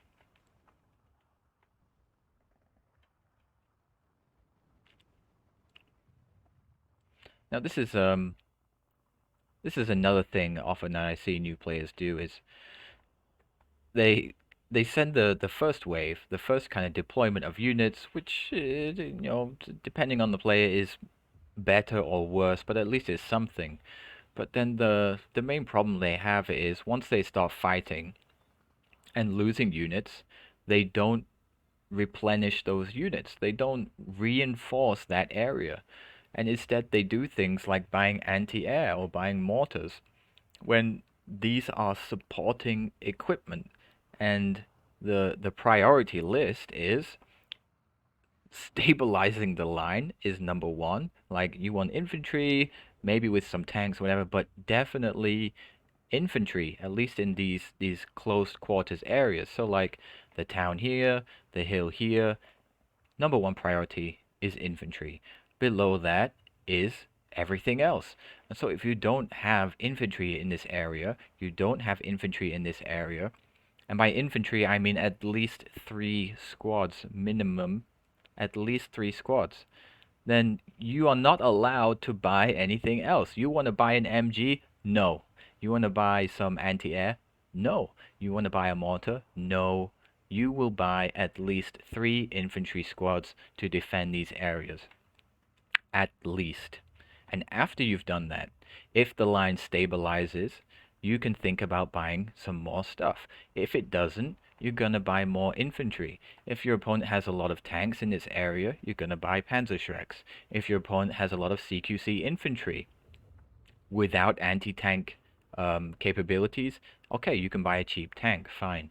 But you're not buying supporting equipment. You're not buying anti-air. You're not buying mortars until you at least stabilize the line. Otherwise, if your opponent has any sense, then they're going to keep advancing. And Brillohead has done that. I'm proud of you, Brillohead. The The other side of the map, though, this is actually a bit memey. This the rush of the light brigade, all the infantry just running across the open. IL-2 comes in for a bombing run. Is it firing blind? Nope, gets a perfect hit on those pioneering. Very nice. Now use the IL-2M as close air support, and everything will be great. Nope, just flies away. Okay, whatever you want to do. Guess the surrender with the M42 45mm. Beautiful. Great surrender there. Only a Razvedka protecting the line here, and this is where you need infantry. You want to reinforce this line, you want to use your tanks, you're gonna need infantry. Like, if these Razvedka get killed, and I suspect they're gonna get killed, then you have nothing to screen for your tanks.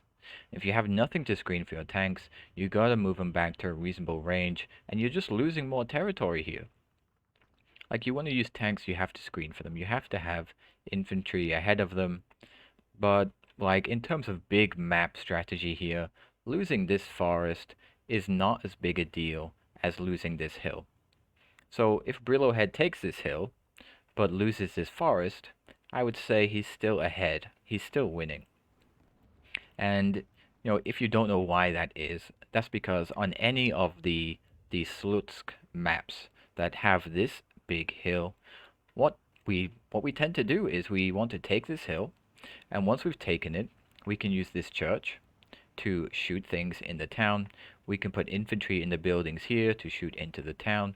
We can put tanks on the hill here to shoot into the town. If we take this forest, it's even worse because we can put anti-tank guns shooting onto the reinforcement roads. We can put tanks here shooting onto the reinforcement roads.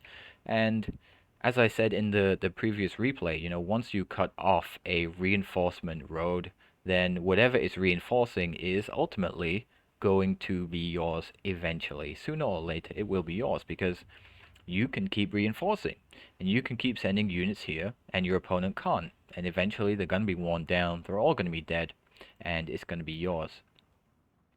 So if you ever play on this map or the other Slutsk map that has the hill just like this, then this is a key location. And in terms of deployment, if you're on the right side, you deploy into the forest here, these buildings here, and maybe this forest here. And if you're on the left side, you deploy right into the corner of the road here, going into the forest, into the buildings here. Try to maybe get into the buildings here. You can put line infantry into the buildings here, and a sniper in the church also works out really, really well. Because the church, although if we press C key on the church, it looks like it's not such a great line of sight. But this is like a kind of failing by the developers that these tall buildings like the churches and the windmills, they actually provide a different line of sight than what they show. So it doesn't look like a great line of sight from here, but these churches, if we put a sniper in the church, for example, and snipers get 1,000-meter range, 1,000 meters ends here, right here. And the snipers in this church can fire on this location here, even though the line of sight tool says they can't.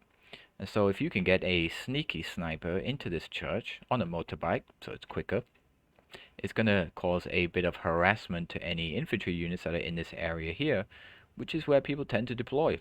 And even on the road here, they can do the same thing. So this church is a really nice defensive location if you have snipers. Alternatively, you could just use an MG if you don't have snipers. So the bottom side here, although the infantry were advancing and the Razvedka died like I predicted it would, because they're just advancing out into the open, the tanks see them, the tanks shoot them, they're pinned down, they're kind of toast. In this case, if you have the infantry advantage, then stick into the forest where hopefully your opponent is smart enough to not send their tanks for fear of being panzerschrecked. So you could send your infantry through the heavy forest here, and they would be protected from any tanks here they could do their infantry thing. However, your opponent could still put tanks here anyway. So just infantry by itself is not gonna win you the fight here. Oh dear, these transport snipes now. Look at this. How many is that? 1, 2, 3, 4. That was an anti-air truck, I think, actually. So in this case now, like, you want to assault this position, but your opponent has tanks or anti-tank guns facing this road. You're pretty much not going to be able to do it. It's not a good thing to try and assault now. So if you do want to do that, there are a few ways. You could use mortars and you could just bombard them, or you could use artillery. You could use bombers to bomb them. Alternatively, if you just threw some smoke onto the road here, that would pretty much protect you, allow you to bring infantry down the road. You make them turn off the road before the smoke. Don't go through the smoke. Don't go down this road. Before the smoke, go off the road here and into the forest, and you can start reinforcing and moving up through the forest again. But just going down this open road, kind of into the waiting embrace of the tanks and anti-tank guns, as we see here, results in some burning wreckage.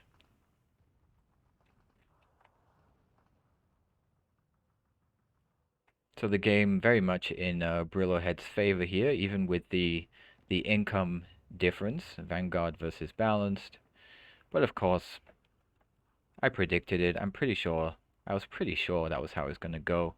Isis is a very new player. Brillohead, I know, has been playing the game for at least 6 months. But he is a sporadic player, let's say. He doesn't play the game in a hardcore way. He just plays occasionally, I think.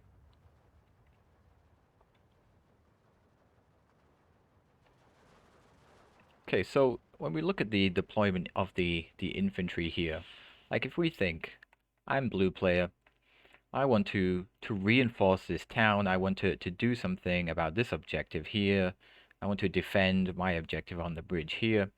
How am I going to do that in the safest way possible? And so we have to use the C key, essentially. The C key tells us, what is going to be safe, what is not going to be safe. So when we press the C key here, we see that this area here is not only open to all the buildings down here and the buildings over here, okay, and in some cases even this road, but it's also open to all of this hill here. And his opponent has taken this hill. And so like from Ice's perspective, we were using neutral, so we know what's there, but from Ice's perspective, he just knows that the influence line is pushed here. There could be opponent's units in the forest here, in the buildings here, in the buildings here. And so this location, this road, is 100% not safe. Now let's compare it to this road. Going down this road, this is protected. These buildings on the right side here offer some cover, some, not 100%, but some cover from the things that are on the hill. I mean, this point here still has the T-34-76 looking at it. So in this case, really, if we want to deploy into this town here, we have to do something about this. And there is a mortar here, and we could just smoke the tank. Like, buy the infantry units, and maybe bring them up to the forest here, where they are safe, they can't be seen. Smoke the tank. Once it's smoked, bring the trucks up, and then you can get them to deploy into the town here, and you're not going to be at risk of this thing getting the snipes. Hopefully, unless your opponent moves it. You could, of course, instead of just smoking it, bomb it with a plane or something else, or maybe even try to bring an anti-tank gun, let's say, into this forest here. We see this corner here does actually get line of sight on the T-34-76. But this is a very specific kind of counter for this specific situation. It's not a generally, let's put an anti-tank gun here, but in this situation, if your opponent is putting vehicles on the hill here, this is a location you can use to kind of counter that in some way. So again, here we see they're all blobbed up. All the machine guns, all the HE shells are not affecting only one squad. They're affecting multiple squads. So it's super easy to pin them down, and generally the principle is once your infantry are pinned down like this, you make them fall back. Don't just let them sit there. I think the fallback key is R. So you see it happen, just draw a box, press R, and they'll all run away. And I think infantry units also get a damage resistance bonus from falling back. So they will take less damage while doing that too. Advancing with a anti-air gun is not the best choice, I would say, and leaving units in a truck, in the transport, out in the open is a very easy way to get them killed. So instead of just, when we buy our reinforcements, we top left, we open the menu, we click on the unit, and we can click on the map, right? But all that does is it sends the unit in its transport, and it will just stop wherever you clicked in the transport. And the problem with that is that vehicles are easier to spot than infantry. Vehicles are easier to spot than pretty much everything else. So if we look at the receiver here, this is much harder to spot than the receiver that is being pulled by the transport truck. Because it's easier to spot, it's easier to be shot. Oh, that rhymes. It's a nice little mnemonic device, right? Easier to spot, easier to be shot. But the point is that this thing can be spotted and can be killed in one hit, because the truck can be destroyed in one hit by an AP shell, whereas the actual unloaded anti-tank gun cannot be killed in one hit by an AP shell. Another follower there, who is that? Fantix, nice to have you following.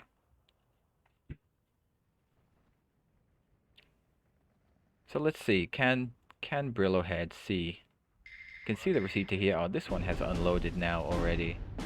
Okay.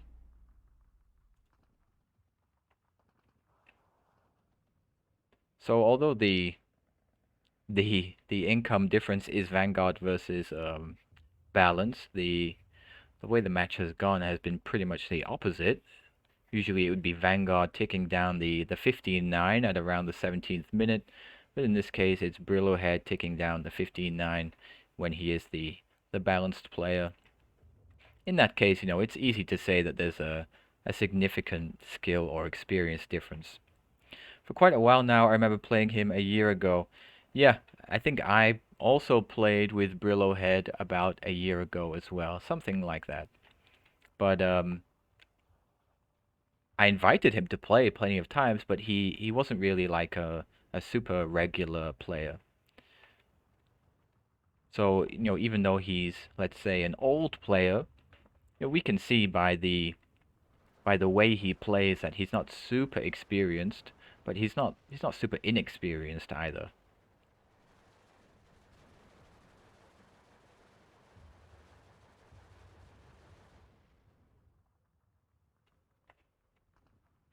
Again, another charge of the light brigade. Now, this is fine, assaulting this position, but really what this shows, I think, ultimately is just the lack of understanding of the meta of the map. And every map has its kind of meta, right? And especially on Slusk, the meta is to try and take the hill most of the time. We can we can do this, but even if you take this forest, like, what do you stand to gain exactly? You can take this forest and you take this objective here, fine. But what's next? This objective here is still reasonably easy to defend with this forest at the back here, this forest at the back here, and you could try to go to this one, but it's very open. So you would need a lot of vehicles really to do this kind of push, and it's not that hard to defend.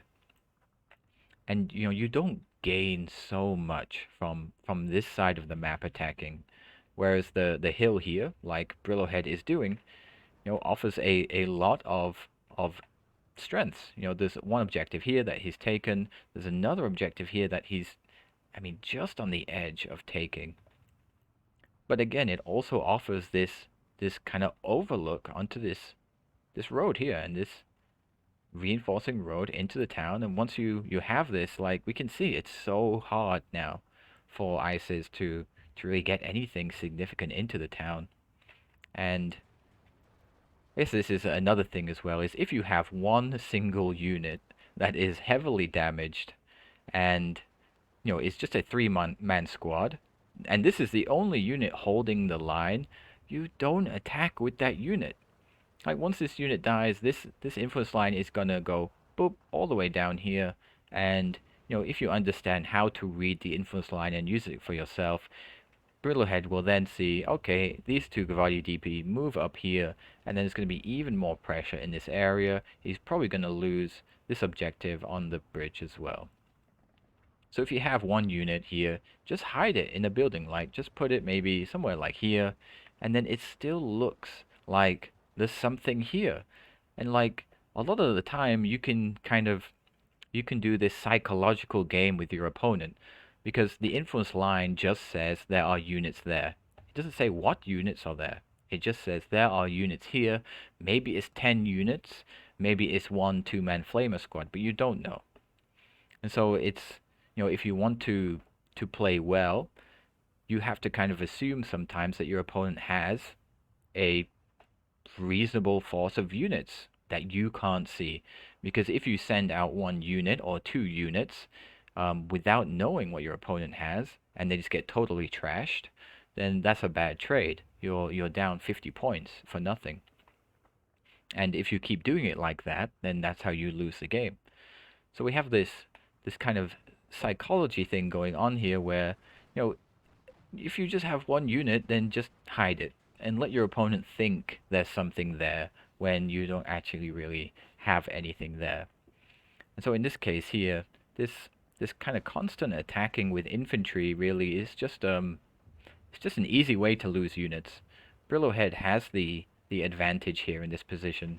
Kind of wish he'd move his tank up to support here, but fine. He plays from time to time.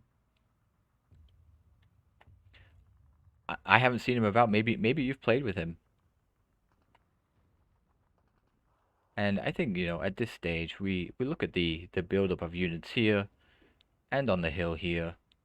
We can call it in Brillohead's favor, and we can still see by the timer, it's going to end pretty soon, and it's definitely not ending in Ice's favor. Actually, it looks like he's actually going to run down the clock the whole way and not surrender. And again, that's up to you. It's a game that we play for fun after all. And especially if you just want to play for fun or you want to play to try different things and learn, you can keep doing that, keep playing. A lot of the time for me, once I see that the game is at a certain stage, I just surrender because I know it's over. And a big counterattack here by Brillohead. So this is done. Ice is almost kind of pushed into here, but Brillohead held it admirably. A bit of a waste of infantry units pushing out into the open here with no support. The Recetas at the back, these are really good anti-tank guns, but you can't make them fire behind a forest. And so this is like the drawback.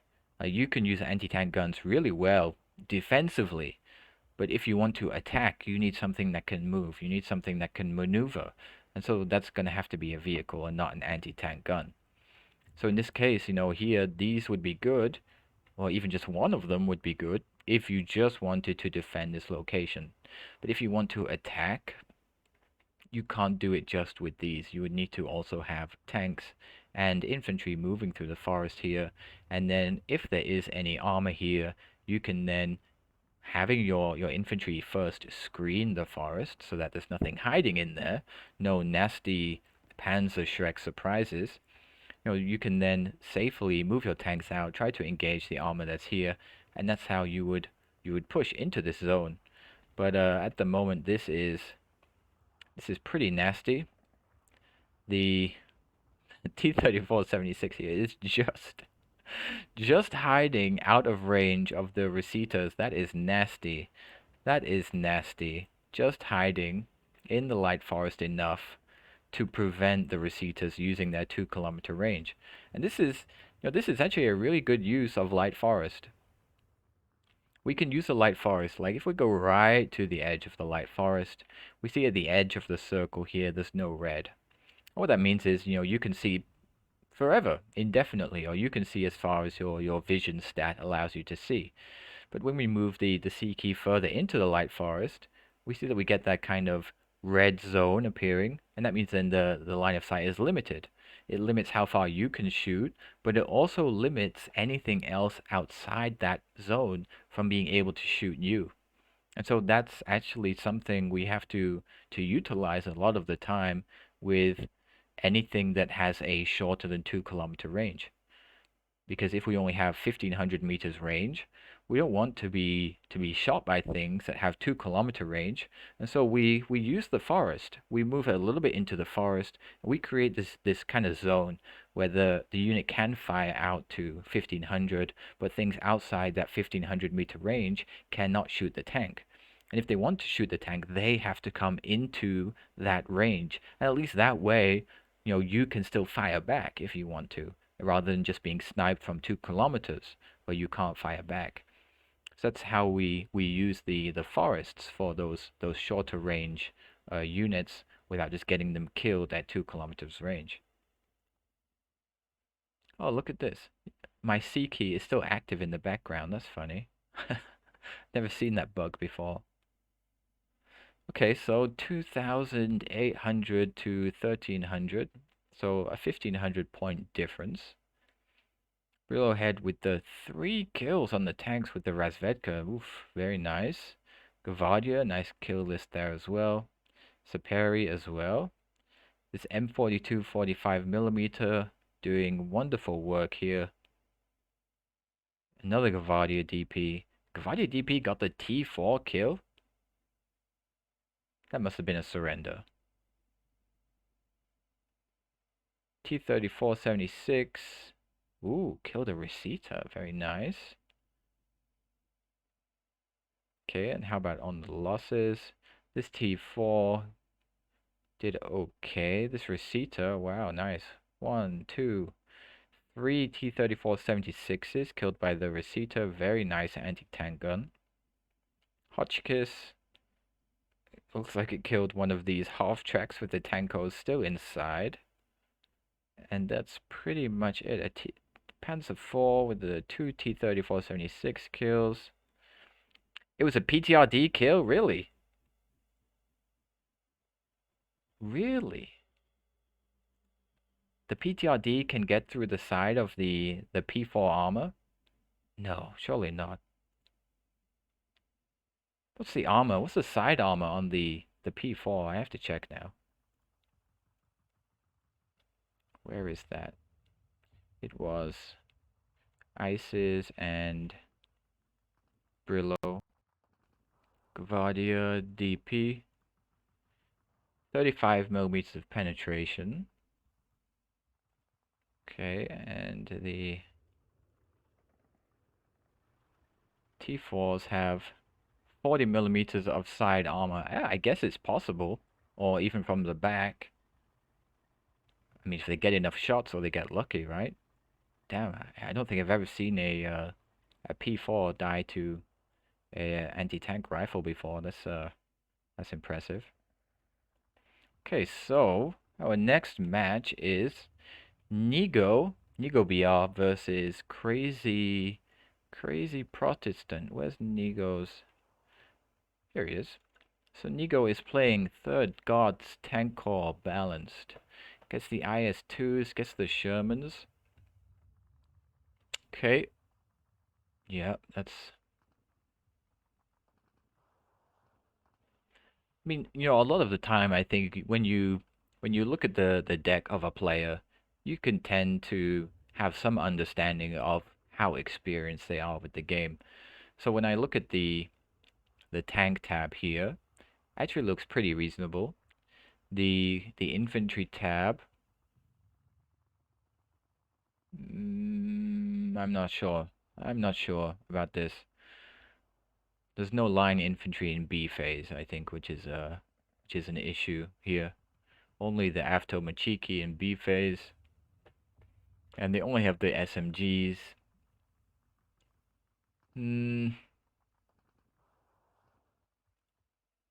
Doesn't take the Zis-3 in A phase. Don't know why that is. I mean, it's not amazing, but 105 penetration at 1500 is definitely better than 75 at 1250. So like I can agree with the tank tab here mostly. I'm not sure you need that many Shermans in A phase if you're balanced. Some things I don't agree with in the infantry tab. Don't agree with the M42, or don't agree with not taking the Zis-3 in A. Okay, 1 point here for an extra AA could have been nice, especially with the 85mm. But the ZSU M15s are nice. Artillery, no off map for third guard's tank corps. Only 2 cards of fighters in the air tab. I don't agree with that either. Like at least having some kind of bombing unit can get you so much value. You know, there are some situations where just bombing an anti-tank gun or bombing a blob of infantry or something will get you so much value. And if you don't have a bomber, then you can't take advantage of that. It's like just by having the bombers in your division doesn't mean you have to take them or have to buy them. It's like, it's like when you have a toolbox and you want to, it can't in theory, but in 15 shots one can. I could just imagine a PTRD squad taking 15 shots at this tank, and the tank just sitting there not moving. Hilarious. Anyway, what I was saying is like this idea is like the toolbox idea, right? A mechanic when they go to fix a car, they bring a toolbox. And they can have like 50 different tools in the toolbox, and maybe they only need to use 5. So why bring the other 45? Because they don't know which ones they are going to need. And that's why they bring 50. Maybe you only need to use 5, maybe you only need to use 7 or 10, but you still need the other tools there in case you need them. So if you don't have a bomber and you have an opportunity to bomb something and get a lot of value, you're just going to sit there and twiddle your thumbs and be like, damn, well, I really wish I brought a bomber, but I didn't, so, And then if you lose the game because you couldn't take advantage of those things, probably you're going to be a bit salty. So although you might not have to use a bomber, or you might not find a good situation to use a bomber, having it there so you can use it is the whole point. Same for pretty much everything in the way we build decks. We don't put line infantry and Cqc infantry in every phase because we know we will absolutely need it. But if we need it, it's there and we can counter something. It's like it's a back and forth, right? You deploy in a standard mixed forces way, and then what your opponent then deploys is then what you think about how to counter. And then when you do that, your opponent thinks about how to counter that. And you go back and forth. How do I counter this? And then your opponent, how do I counter? How do I counter? How do I counter? But you can't play this how do I counter game if you don't have counters in your deck. And having a bomber of some kind is one of the counter tools that you need to have. Just like you need to have some kind of indirect fire unit to counter some things. That's why pretty much everyone brings mortars in A phase, because you can use it to counter some things. If your opponent brings the Flak 81, which is a very expensive unit, and you can pin it down or kill it with a 80 or 65 point mortar, then that's a really nice way to counter. You're getting almost, double the points of your own unit from that. And so that's how we think about it, and that's how we build our divisions. So this is Nigo. Also, I would have brought some Razvedka. Always nice to have the bazookas. Always good to have some recon infantry as well. just because you can put them somewhere to look at some things. And, sometimes just being able to see what your opponent has and what they are bringing is half the battle. If you can see that your opponent is bringing a whole bunch of infantry into a town, you know then what they have, and you can think about ways to counter that. If you see them bringing a bunch of anti-air units into a certain location, you can then plan for that and not send planes over that location, or maybe try to bomb it with mortars or artillery or something like that. But being able to see is quite important. So I would have brought at least one recon infantry squad in the tab here. Not sure we need this many IS-2s, but we'll see. So let's have a look at crazy Protestant. There we go. Protestant is playing flatline, which is interesting. Let's see, the infantry tab, Pioneer, Sturm Group. What do these have? Is that MP44? Okay. And more Sturm Group, okay. No line infantry. I guess the Pioneers can double as line infantry in some regards. They do have rifles and an MG. So a lot of Sturm Group. Grupper? What's the correct pronunciation on that? I'm not sure.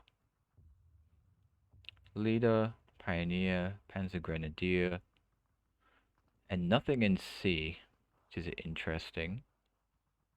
So this is like a big A focus here on the infantry. But you would think if you're going for the big A phase push or fight, then you're gonna take Vanguard rather than Flatline, right? Gives you more of an advantage in A, gives you the same income as Flatline in B, and if you're not putting units into C phase, like we can see here, actually this, look, if we take away A and B phase, there is nothing in C phase.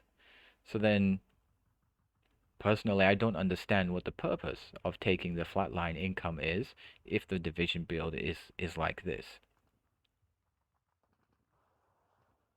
Okay, I will be right back in a minute. I need to get a drink because my throat is dying on me. So just give me a sec. I will be right back.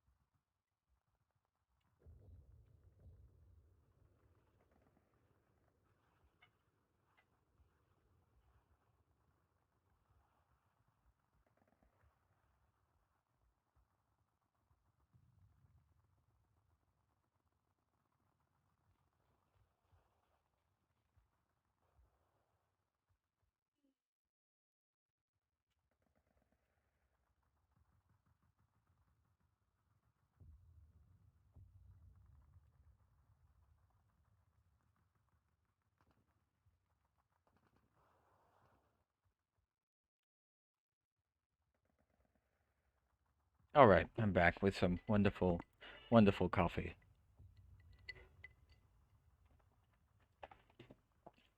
So what was I saying? Let's see. Okay, yeah. Income type versus deck build here. So I get that. Actually, these Panthers can come in C phase. Yeah. So the main thing that I don't really understand here is all of the units being pretty much A phase or B phase, nothing in C phase, In which case, why take flatline? Like this divides your income equally A, B, C. So the idea is then you can divide your units equally A, B, C.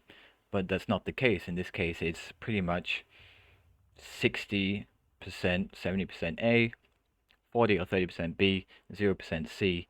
In which case, that matches taking a Vanguard income, right? You have more points, you can buy more of these units that are available. So I'm not sure about how great a decision this was. I'm not sure what the reasoning was for this. Takes one unit of Recon Infantry, fine, those are fine. The Recon Panther, not sure about. It's quite expensive for an A phase buy. Like when you're on flatline, 125 points, you can't buy this in one tick. You have to save 25 points up from a previous tick, and then you can buy it. Also, these Aufk Panzer 38Ts with the auto cannons, the recon, and the radio, these are really nice infantry support vehicles. 45 millimeters of frontal armor means they're not really going to die, at least to the front, from anti-tank rifles, at least not at maximum range. So nice support vehicles. I would take those. This is a lot of expensive tanks for A phase and a lot of expensive tanks for B phase. Like if you take all four of these, that's 600 points, right? If you're on flatline and you get 1250 per those 10 minutes, actually that's 600 and 1200. You've got all of your points in 2 cards here. And I don't think you're ever going to buy 8 Panthers in B phase. So I don't know why not put either some up to Veteran C1 or switch one to C phase. So then at least if the game drags on, you've got even more Panthers to bring out, right? But it is the way it is. Support tab takes the...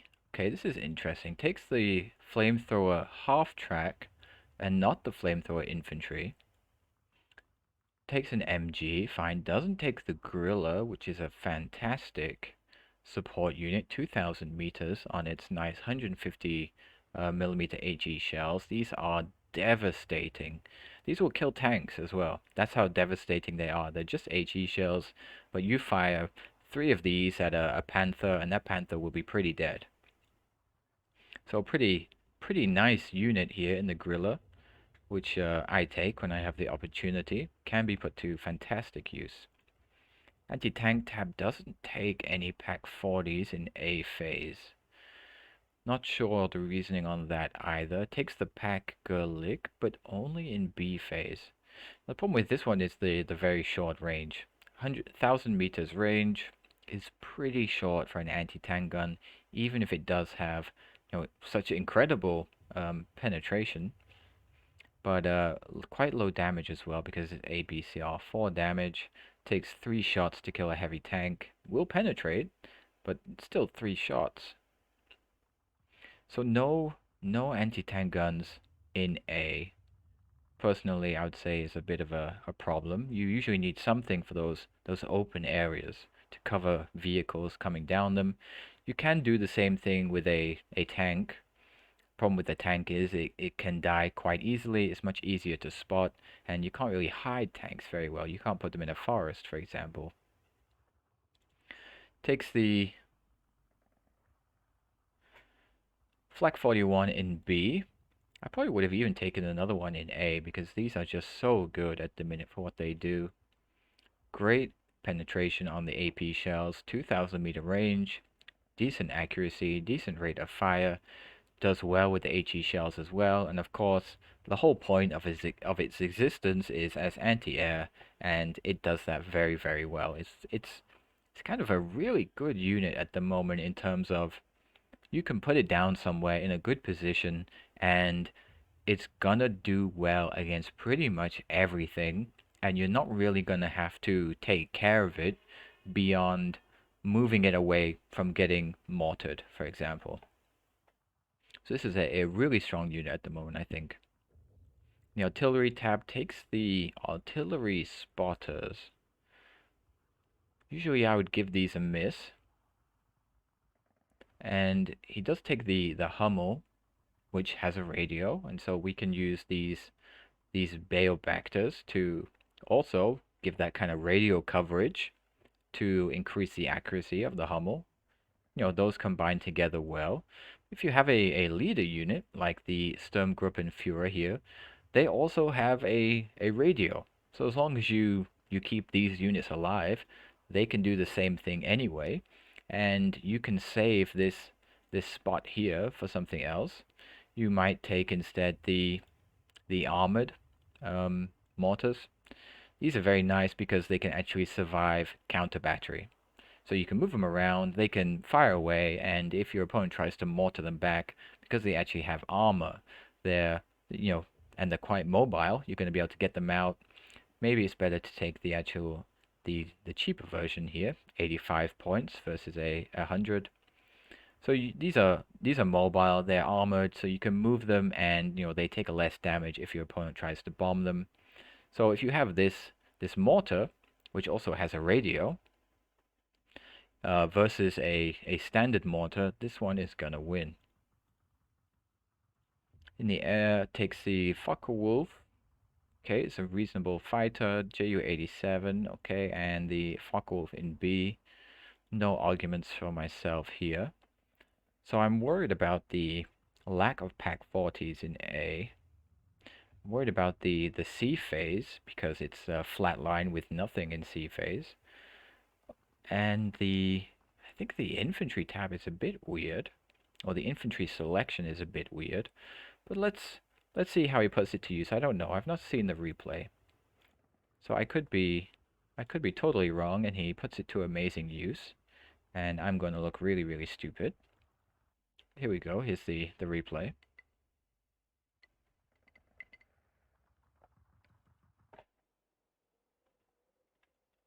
Okay, let's just speed it up till they get deployed. So he does bring the Recon Panther in deployment. That's interesting. So I guess he's going to put it on the hill here. Okay, I can see how that can work well. It has that nice 2 kilometer range. You can stick it in the forest.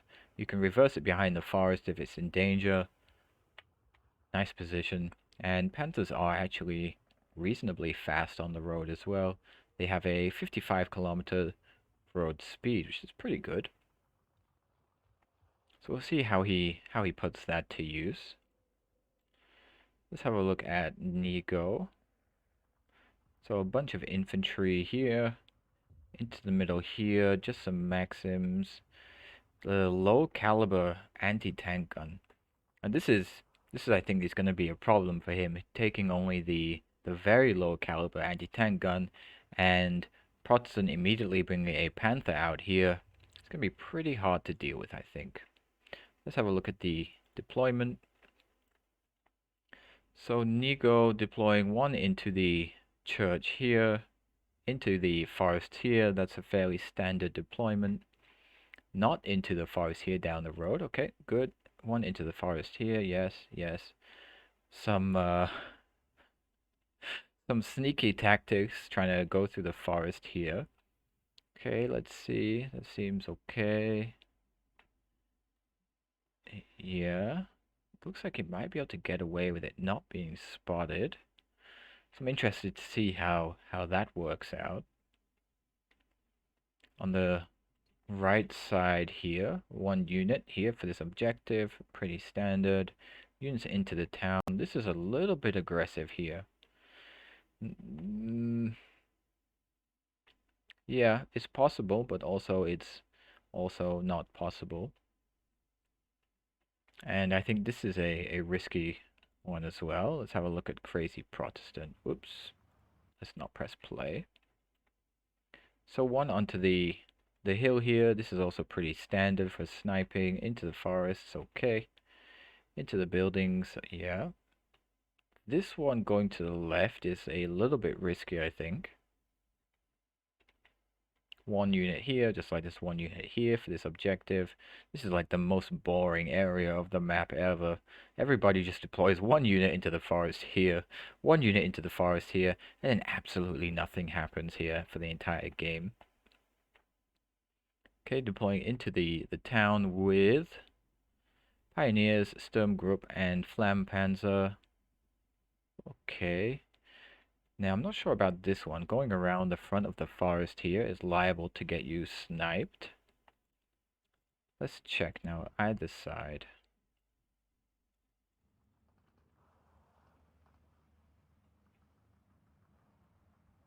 So, Emcher and BA-10M, Saperi, Tenko Desaniki, Gavadia, PTRS into the church, maybe, yeah.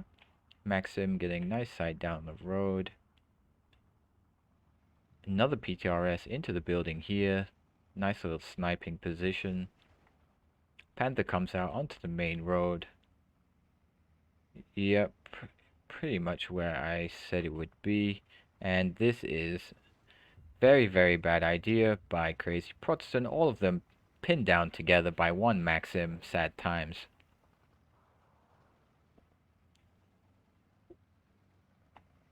Like this is generally what tends to happen, in this town here is whoever has the fastest transports is gonna get into either the church here or onto the road here or the buildings here, and if you're bringing something in trucks, they're gonna get caught out and pinned down, and they might get away. 8899, they might get away without taking too much damage, but at the end of the day, now they're infantry and they're kind of stuck in this back line here. So here's the sneaky half tracks coming down. More half tracks here. This is way too aggressive, I think. The Marauder kills another one. This is just throwing units away at this stage. And another one. Oh dear. Oh dear. And that's just one. That's just one leader there to get killed by the Sturmgruppe. Too aggressive. Too memey.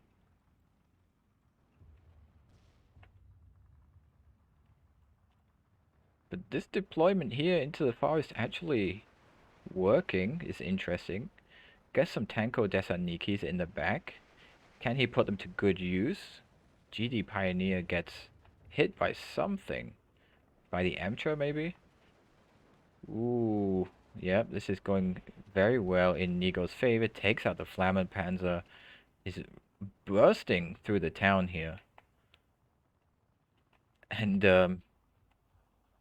yeah, Crazy Protestant is pretty much beat back at this stage within the first couple of minutes. Town is lost. He has a reasonable position at the top here as well. If we can get more infantry into this town and then leapfrog into the forest. Panther coming down will prevent, if you get it in a nice position, you can prevent opponents from advancing further from the town here. But about this forest here, I think it's still going to be an issue. Great use of the amateur. But the Panther in the center here, still just firing freely, because there's nothing with the range or penetration to take it out. And it looks like these two have been forgotten. Now this is a problem here, like if you don't hold the line here, there's a chance that this is going to connect, and these two are going to get encircled, going to lose the influence line. Here it comes, there we go. And once your units are encircled, once the influence bubble disappears, then they can't regain their suppression. So once their suppression bar goes up and they're kind of stuck behind enemy lines with no influence bubble, that suppression bar can't go down. And so essentially they're kind of boned. So you really need, if you want to do this, you need to use either something like recon units, anti-tank infantry, because they don't suffer like that, or you can use raider units, who also don't suffer from that, or you can then instead use a leader, and a leader will keep your influence bubble running the whole time. Can't collapse on a leader. The only issue then is, your opponent can see this kind of influence bubble that's just sitting out somewhere, and it's like a bullseye. It's like saying, I have some units here with a leader, why don't you come and kill me? So although it does, it can work, it also kind of can work against you as well. It makes your units too much of a target. Running out into the open here. mean, if you have this position here already, why not try to get into the not buildings, into the forest here, and you can, you can cause some real issues, having some infantry preventing stuff going down this reinforcement road here. But instead, he brings them out across the open.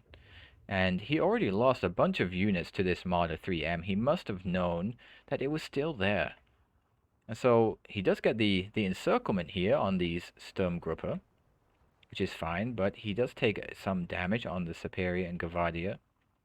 Now these two units with the MP44s will lose to Tanko Desannikis because they have SMGs versus MP44s, and in that kind of close range, the SMGs win. But these Tanko Desannikis were on a move order. Oh my goodness, and they got absolutely deleted.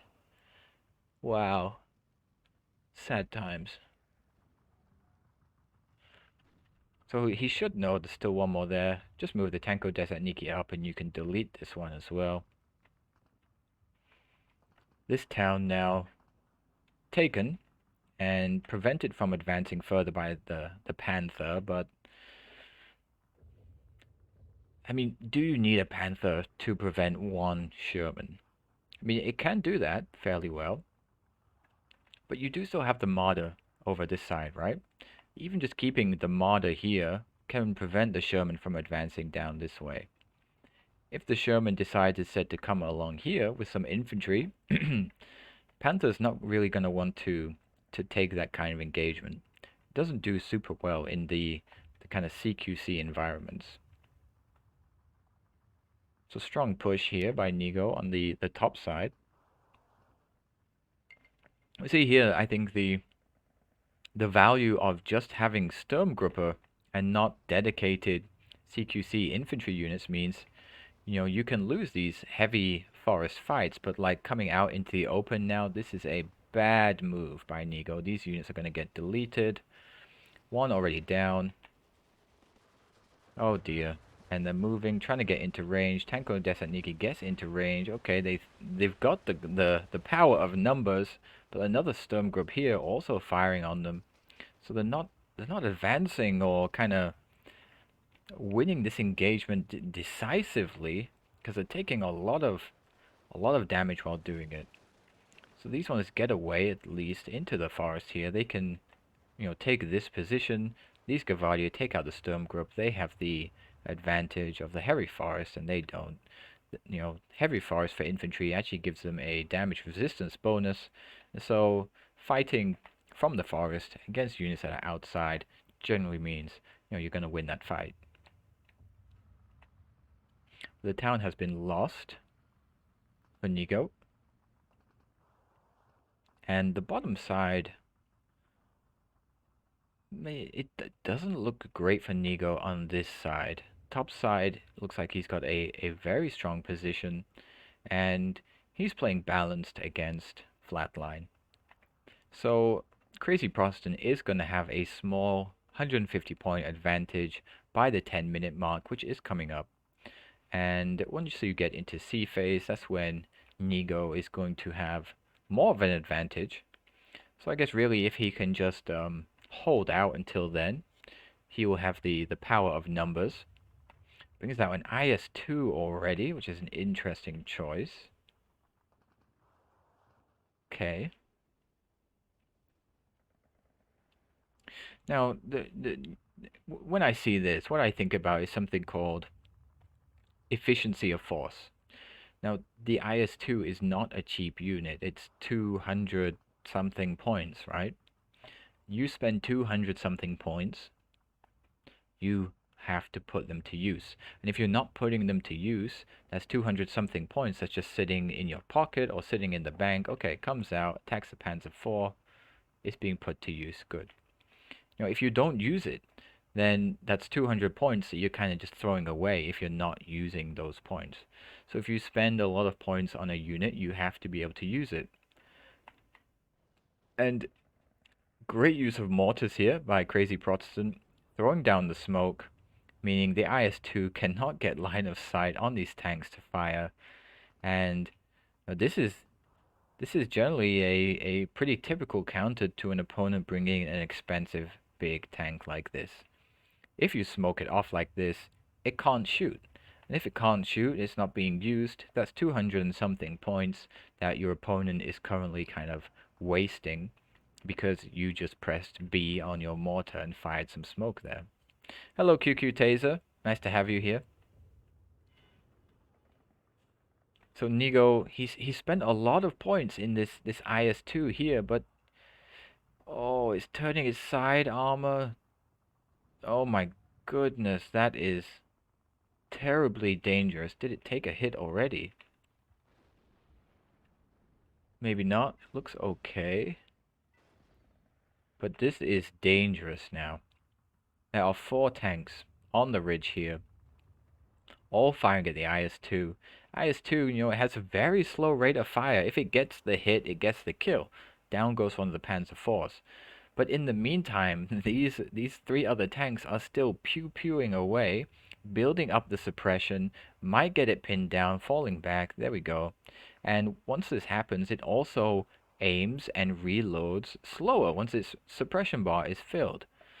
And so this is a 200 and something point tank against, what's this? These are 70, 140, Marauder 3M, something like 50 points, right? So that's 200 and something points in 4 tanks versus 200 points in 1 tank. And these tanks, because they have that rate of fire, because they have 4 guns, they can then still pin down this IS-2, increase its suppression, and if they spread them out, they would even be able to get flanking shots on the IS-2. So it's very, very hard to use these tanks except in specific situations.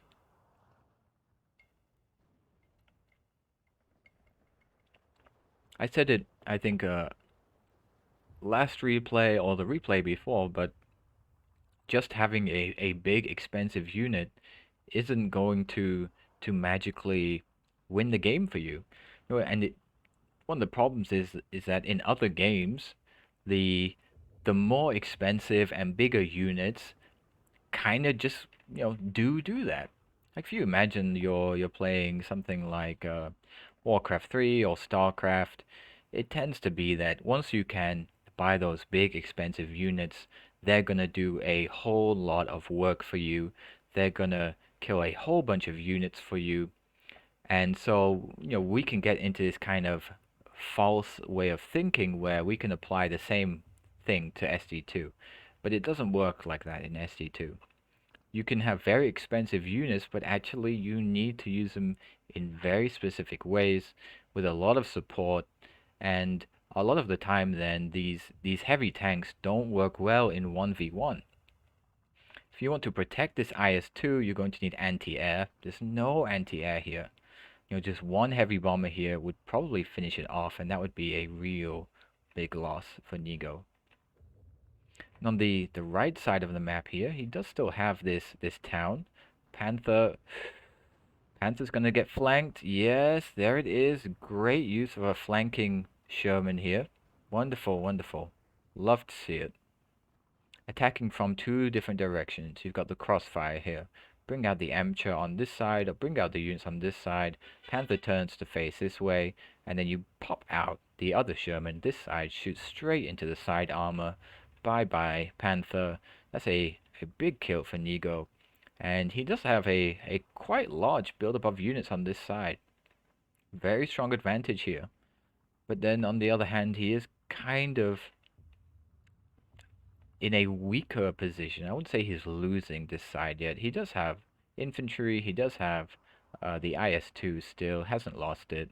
Has some units over this side as well. But he has kind of lost the control of this forest here, and this objective here is a bit tenuous. So we'll see how it goes on this side.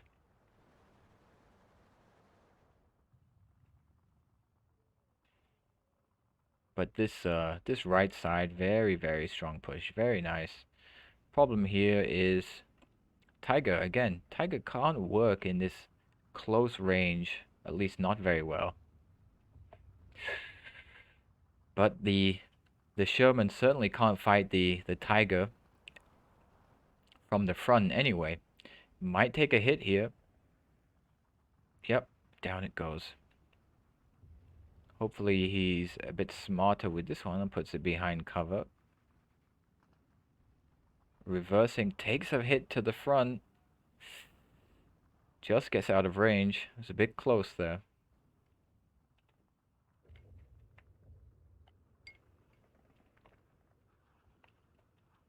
So in this situation, I would be questioning why is Nigo not taking this forest? There's an objective right here. Very, very close. Very easy to jump to. One more objective. Take it to the 1410. He does have the advantage here. He can cover the road. And so, you know, getting reinforcements into this building would be mostly an infantry affair. Could maybe use a tank here, but Panthers and Tigers, they don't work super great at these shorter ranges. So I'd say he would have the advantage, maybe trying to take this objective here. Does finally send a Gavardia, meets the Pioneer, boom goes the grenade, bye-bye goes the Gavardia. I see the fundamental flaw in 3rd Guard's tank core, not enough KV2s. Welcome, Welcome, Yogdog. Nice to have you here. Yes, not enough KV2s.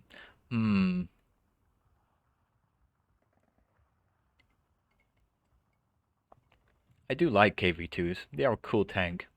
But I think probably a lot of people like KV2s and think they're a cool tank. They just have that kind of cool factor going for them. So one-man Gavardia squad being sacrificed into the forest here. Somebody's commanding officer really did not like him. Goodbye, Salikov. It was nice knowing you. You performed admirably. Oof.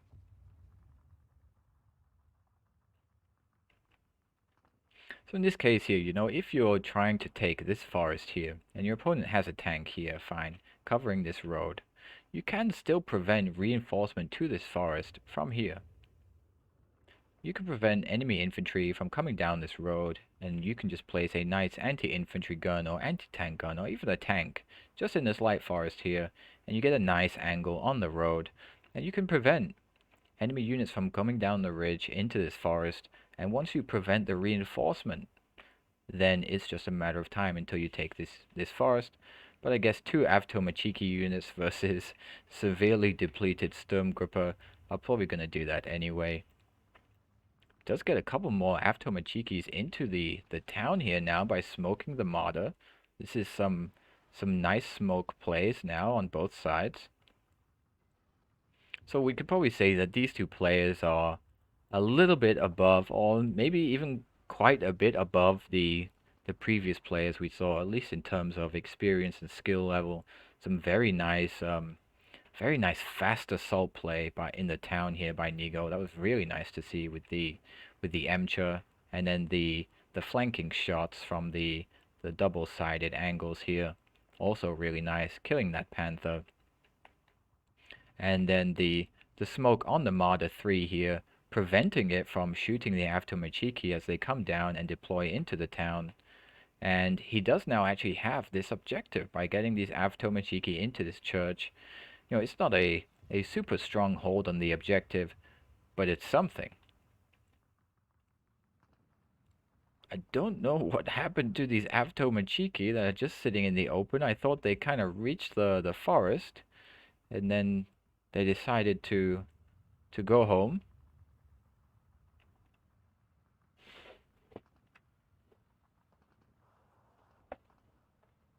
Just 15 minutes or so left on the timer here, and to be honest, neither side is looking particularly strong. I would say Nigo has a very strong hold on this right side of the map here. But taking this objective is, I think it was probably going to be quite difficult, especially with the Flak 41 there. I mean, if it were me, I would be aiming for this objective. And once you take this one, it's only a very short leap to this one. And again, you taking this one means that the reinforcement road is blocked. And so if they wanted to reinforce this one, they would have to trek the long way. And if you can even prevent anything moving down this road with a tank or something, which you can't because there's a Panther here and the M42 45mm here trying to shoot at the Panther is not going to achieve anything at all. And the Tiger and the Panther shooting it. One more shot. Bye bye M42. Down it goes. So the right side looks a little bit in favor of Nigo at the moment. It's getting a bit spiky on the front line here. A lot of investment on this right side here though. Down goes another Emcher. That was a bit painful.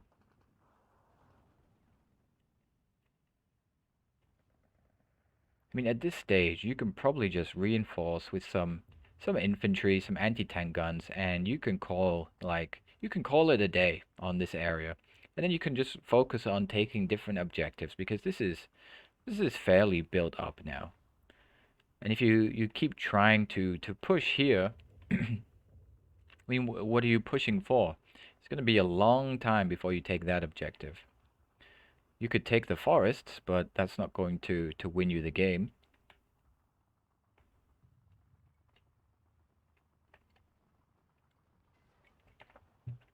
Both players, I think, kind of ignoring the town here.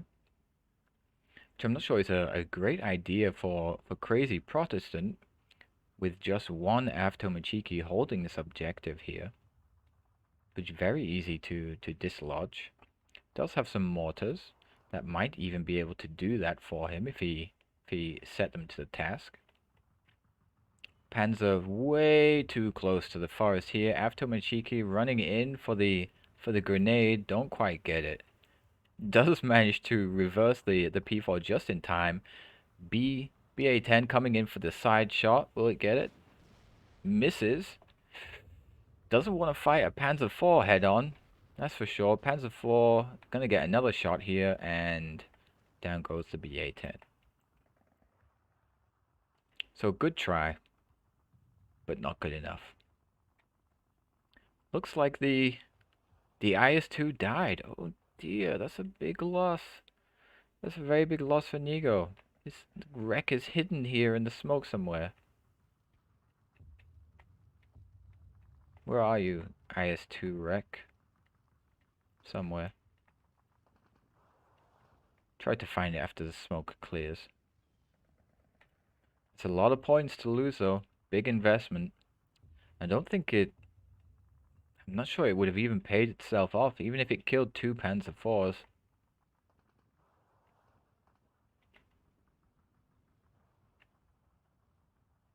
Another IS-2 on this side takes out the Panther, looking to take out the Tiger E.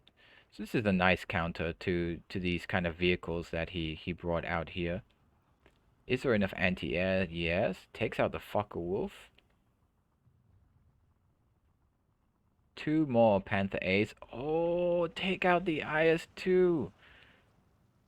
Was that with a side shot? Flanking shot. They don't have the APCR. They just have the standard 185mm. Big loss again for Nigo there. Big loss. Now, ideally, if you want to fight this Tiger E, you can do it a bit more safely. You know, just bring them through the buildings here, right here. You can fight this Tiger E while also not subjecting yourself to a whole bunch of other things that can shoot at you. So a lot of the time, you know, we want to use the line of sight wherever we can to make fights be, you know, as favorable for us as we can make them. Sneaky Emcher coming up the side here. Might be able to push. Nothing here. Might get the spike. Marauder 3 gets a critical hit with the tracks broken. Oh dear. Oh dear. Did it just get out of line of sight? Not sure. Can the Crazy Protestant see that Emcher? No, it's disappeared now. But the The Avtos were spotted by something. By the Storm Group. Ah, there we go. Storm Group got moved up. They can see the Avtomachiki. Now, Avtomachiki can't fire, or just out of range. Just out of range. Getting fire from the Marauder 3 as well. Once they die, that objective is gone. Goes back to a 15-9.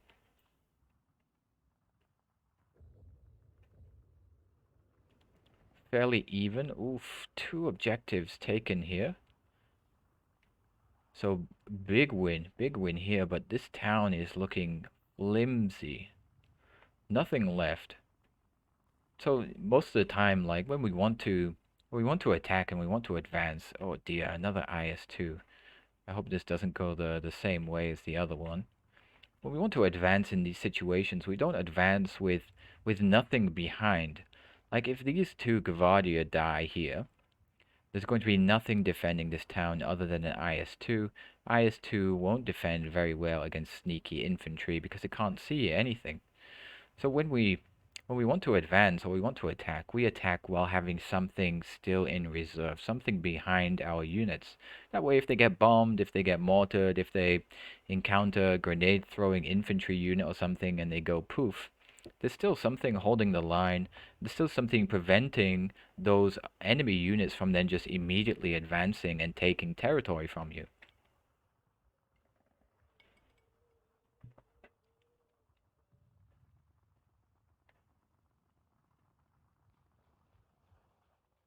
So it's getting a bit slower on this side now. A bit of a stalemate. I think this Flak 41 is a bit conservative. Like it performs such a great kind of omni role that even just placing it here, you would get great use out of it for killing vehicles, for killing infantry, for killing pretty much anything. Whereas back here, it's only going to be anti-air. And, I mean, it's good anti-air, but what is it defending exactly? 2 mortars? I wouldn't consider 2 mortars to be a, high priority target to defend. Whereas putting it even on the hill here, you would get so much use out of it.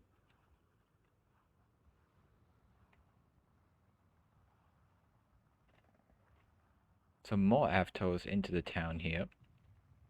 I would be worried with these that coming out of the forest line here, because they only have the 100-meter range, if these pioneers or something else can see them coming out, they're going to get a bit torn up by any longer range weapons. And I think this now, we can tie this back now to, I think when we looked at Nigo's deck, in C phase he only had Avtomachikis. So maybe that's the only infantry unit he actually has left to use now. Which, they don't, they serve a very specific purpose. And they can't really do other things very well. Like they can win forest fights fine. You put them in a heavy forest like this, where everything is 100 meters range, they do very well. Again, same here in this heavy forest, very well. But this map has a lot of heavy forests, but they're kind of small heavy forests that are sparsely populated. So you can use the Machiki to clear the forest, but then after that they can't really do anything because they can't provide supporting fire to things that are outside the forest. The range is too long. They just kind of have to sit there and do nothing until they can go to another heavy forest. Like you can't bring them out here. They can't provide supporting fire here. If they try to go out, the Panzer IV will shoot them. Now, in this case here, they can work just fine against these Panzer Grenadiers, but, bringing them out here, I would be worried if it wasn't only a one-man pioneer squad. They can work well in the heavy town here, moving from building to building with that close range. That works well for them.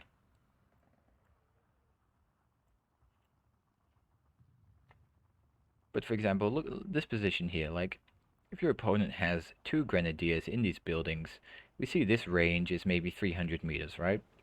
Avtomachiki have no chance in hell of making it from this heavy forest to this kind of close range here without just getting mowed down by the rifles and machine guns. No chance in hell. So another IS-2 here. Another IS-2 here. A lot of IS-2s for a 1v1. Another IS-2. Oh my goodness. That's 5 IS-2s so far. Crazy Proston is being ticked down here. 4 minutes left on the clock. Game replay says 4 minutes left.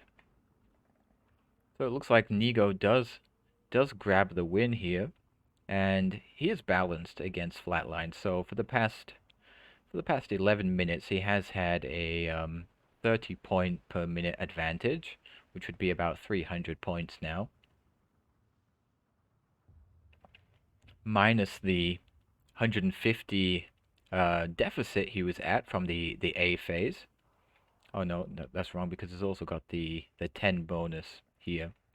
So Nigo is at a 200 or so points advantage here, and this front line is pretty much done. Nothing left to defend with. The Flak 41 here, I think, was a bad positioning buy. But on the other hand, I don't think it could have really done much against an IS-2. Maybe, maybe not. But at least here, with no planes coming in, it has done exactly 0. So not the best buy here. I think maybe Protestant has now actually run out of infantry. Judging by what I saw in his deck, that could be the case. He ran the flatline income, but he didn't put any units into C phase. And I can't understand that, to be honest. You play the flatline, you want something in every phase because you're playing a flatline. You've got a reasonable income in every phase, and that also means C phase too. Whereas I felt his deck build was more more suitable for something like a Vanguard income. Most of his units in A and B, no, sorry, not most, all of his units in A and B phase, nothing in C phase. So dragging on now to the 32nd, 33rd minute, I think he's going to be pretty damn low on units to bring out, and that seems to be the case here. 2 more Sturmgruppe coming up onto this side here, but I don't think they're really going to be able to do anything about what Nigo has down here now. That Emcher with its tracks broken still alive somehow, unable to move. If you can get a supply truck to these units, you can actually fix them and let them get rolling again. Nigo almost sniping this objective here, and these 2 Panzer Grenadiers, they're kind of in a sticky situation here because the Avtomachiki are very good close range units. And here we go. Avto versus Panzer Grenadiers. Brings in the second group fairly quickly, so it's 2v1 here. Jumps the Avtos back into another building so they can fight 1v1 versus the smaller squad. This is some actually excellent micro. Takes out the second squad, jumps in, catches the second Panzer Grenadier squad while it's moving to the other building. Beautiful micro and use of the Avtomachiki there. Wonderful. Took out 2 squads with 1 Avtomachiki squad because he's using the unit exactly where it needs to be used, in tight closed quarters against enemy infantry. Pow. Giant bubble now.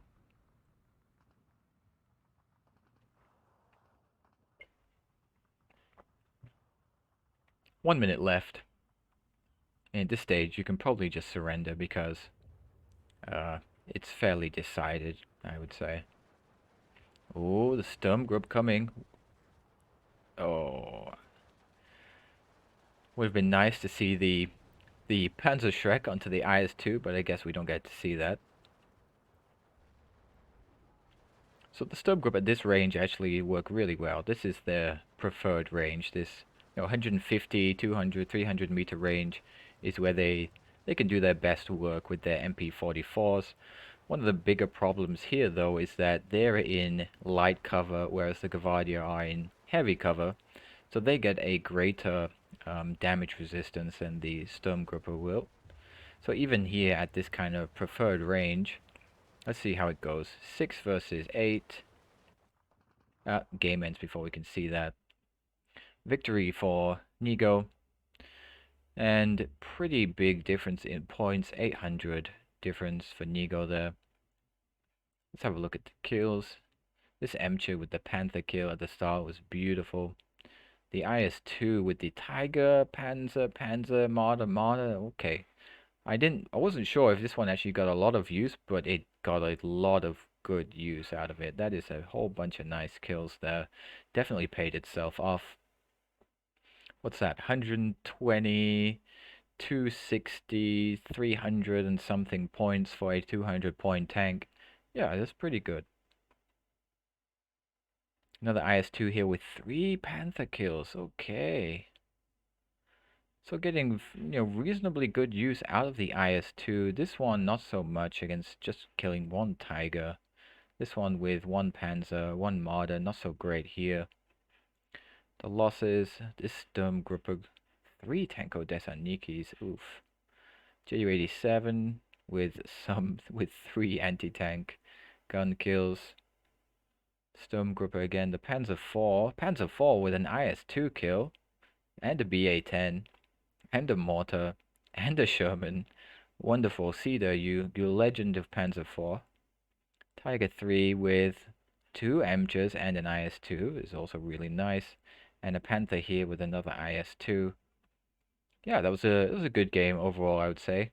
Fairly even, but Nigo just being a bit better than Crazy Proston, I would say.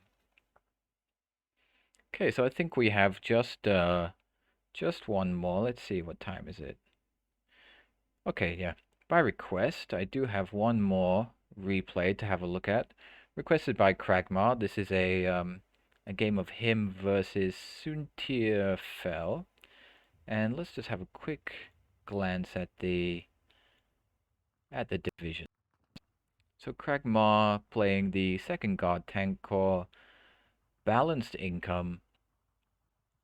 Did he put things in C phase? Yes, he did. Okay, I can agree with this. Got some tanks in C phase, got some infantry in C phase, the ISU 152, the PE2 bomber, and even some Katyusha missiles. Okay, good, good, good. I think I would still prefer another infantry card in C phase as well for a balanced income. In which case I would probably drop the leader here and maybe throw some Sapiri into C phase as well for the CQC role. 2 cards of ISU 152, but no cheap anti-infantry gun in A phase. Usually I find these to be super useful. Takes at least a Zis 3 in A phase, but I mean usually I would prefer to take the Zis 2. It's just better. 120 millimeters penetration, 1750 range, compare 105, 1500. So the Zis 2 is a far superior anti-tank gun for the purpose of killing tanks and armored vehicles at least. If you just want to have a kind of omni roll thing, then the Zis 3 works okay. But it's only 5 points less. So I mean generally I would prefer to take the Zis 2 in A over the Zis 3 at least. Anti-air tab is fine, does take the off map. Takes it in A though, not B phase, but fine. No bombers in A. Might take the IL-2. At least you have something, some tool available for that. Tanks seem okay. Okay. 2 cards of Razvedka, definitely agree with that. Okay, I wouldn't make too many changes to this. Let's have a look at Soontir. Soontir, where are you? This one. He plays Hitler Jugend, he plays Maverick, okay. So Maverick versus Balance. Maverick gets a pretty damn big advantage going towards the the 20th minute of the game. Let's see what he's got. He's got the Stern Pioneers in Panzer Grenadiers in A, and more Panzer Grenadiers. Pioneers B, Panzer Grenadiers B. Okay, yeah, nothing in C, right? So he's going for the big B, which is understandable if you're playing Maverick. Takes a Flak 41 in B and the Verbal Wind, yes. Verframen, yes, okay, yeah. Not sure about the Baobacter. Not sure if you super need them. If you just keep these leaders alive, they do have a radio, and so they'll do the same thing anyway. 2 cards of SPWs, okay, fine. I would usually try to take still at least 1 recon infantry, because you can sometimes get them into a nice little spot. Okay, let's see. 2-pack 40s, I agree. Flammenwerfer, yes. MG42, yes. Doesn't take the Gorilla. This is such a nice vehicle with this 2000 meter range. Kills tanks too, just fine. And the 100 meter SK18, this has very nice counter battery. Okay, and the Wolfram in B. Okay. I mean, I can see what he's trying to do.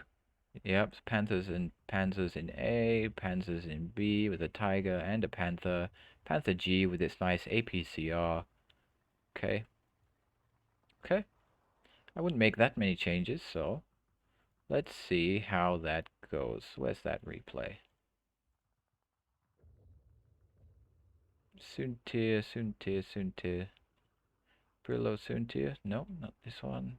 This one. Kragmar soontir. There we go. 17-minute game. So probably the result is that Soontir wins this one, judging by the Maverick versus balanced income, and knowing both Soontir and Kragema, having personally played against Soontir and having already reviewed some of Kragmar's replays here, I would be able to say with some certainty that Soontir is a better player than Kragma, and then you combine that with the Maverick versus balanced income, and well, we see the game length is 17 minutes, so I would say the prediction is fairly much in favor of Soontir winning.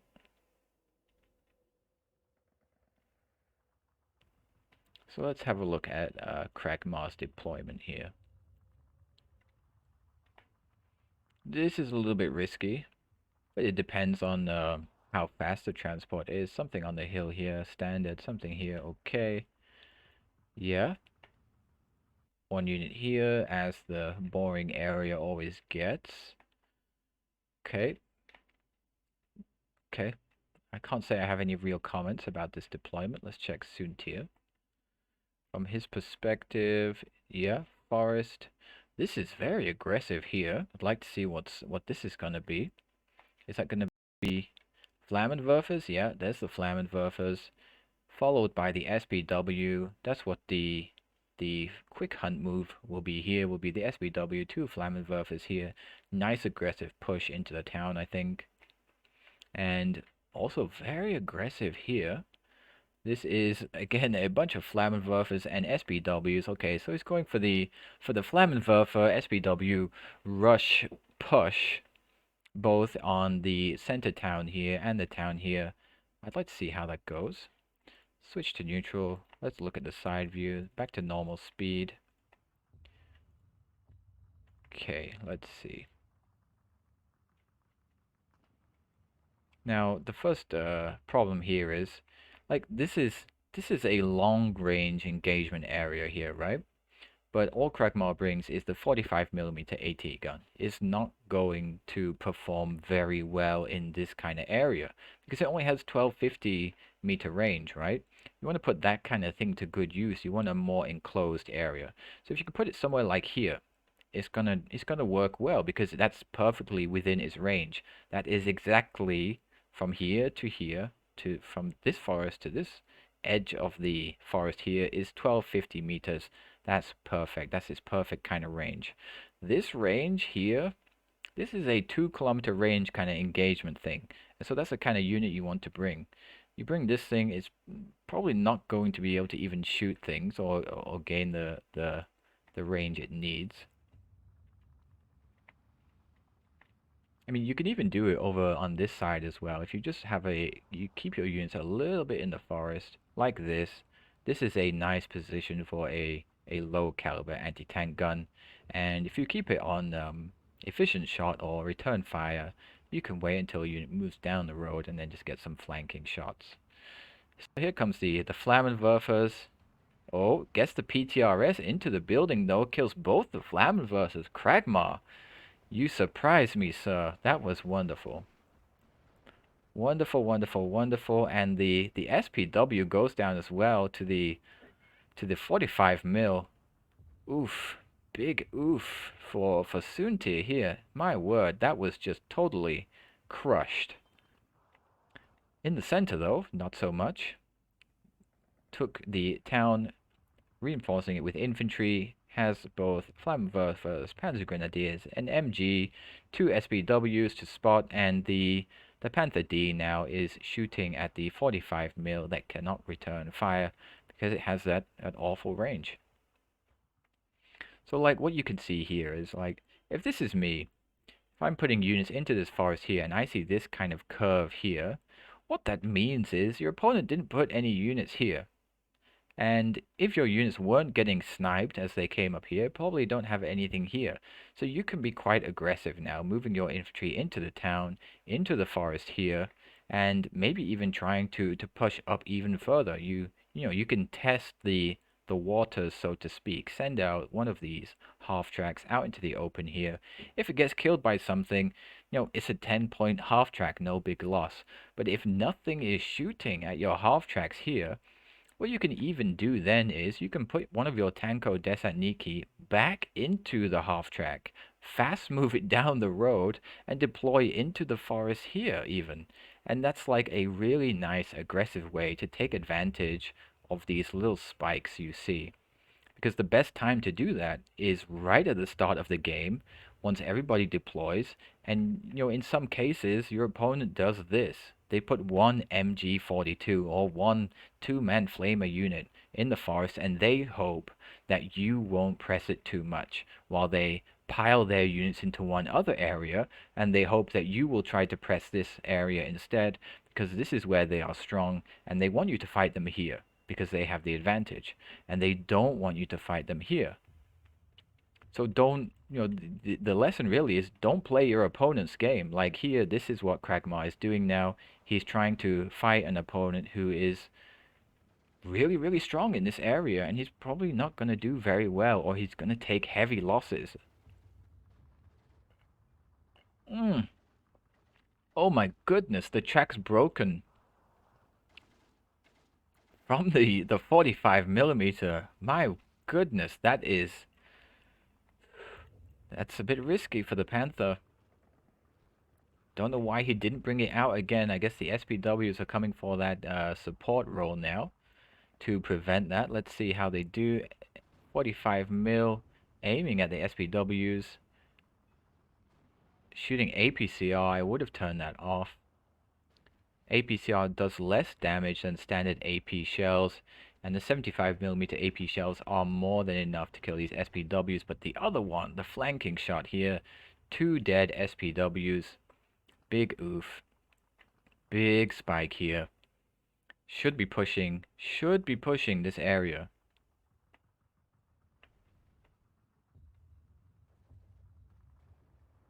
So the town at a bit of a stalemate here. Looks like it's fairly in Soontir's favor now in terms of unit build up.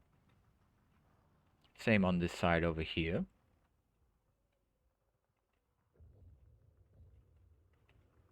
Razvedka in the trucks. No, terrible, terrible idea. Why are they in the trucks? Why?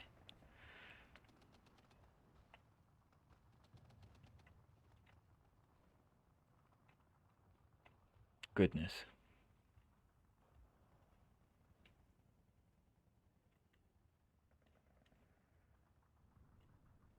So nice support from the Focke-Wulf here. Pew-pewing the anti-tank guns. Panther finishes it off, even with its broken tracks, it can still provide pretty good fire support. And the the half track's trying to do anti-air, but just being one of them, they're not so great at it. And the Focke-Wulf is faster than the Yak-1B. It's not gonna Yak-1B won't catch the Focke-Wulf. But look at this huge spike here.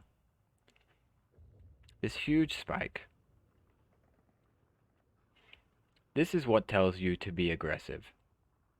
And unfortunately, what Kragma is trying to do is he's trying to fight his opponent where his opponent wants him to fight. And he's getting a nice kind of, let's say, flanking attack here, but I'm not sure how effective it can be with just a half track and a Maxim and a T-34 on the side here. The Panther is going to be able to shoot at him, gets the shot. Oof, the T-34-85 is going to die here, I think. Oh, but gets the Panther kill, does die, but does get the Panther kill, okay. Fair trade. Kavadi forgotten at the bottom of the map here. And Soontir reinforcing more infantry into this town. Bit of a standoff here between the 76 and the Panzer IV. Now, I wouldn't recommend doing this, putting all your equipment together in one place. Like, if your opponent sees your MG42 and decides to bomb it, that bomb is also going to hit the Pak-40 and the Panzer Grenadiers. So, like, if you want to protect this road, you can still protect this road with the Pak-40 from here, for example. You get a very nice line of sight all the way down this road, and then you don't have all your units together as well. Now, if your opponent decides to mortar them, they're going to be hitting 3 units at once. You're increasing the efficiency of your opponent's units for free. Like, your opponent didn't have to do anything different than what they would have done normally. They just press fire. But because you placed your units together, you're making that fire order hit 3 units instead of just 1.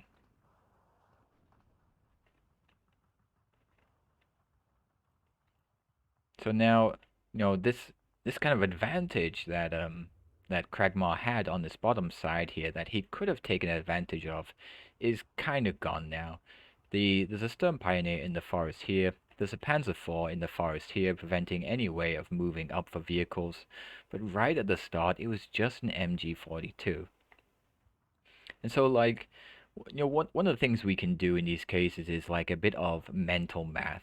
Like, we look at the units, and we know, both players, regardless of whether they are Vanguard or Balanced Income or whatever, both players at the start of the game have 750 points. That's it. It's totally equal.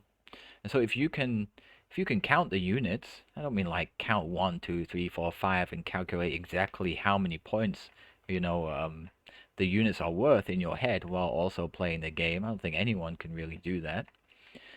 But what I mean is you look at the units and you understand how much, or you can estimate the investment here. So like if I estimated this, it's about 250 points. If I estimated this one here, looking 1, 2, 3, 4, 5 units and a pack, Panzer, blah blah blah, that's 200 something points again. There's a mortar and Stern Pioneer that takes up to 300 and something.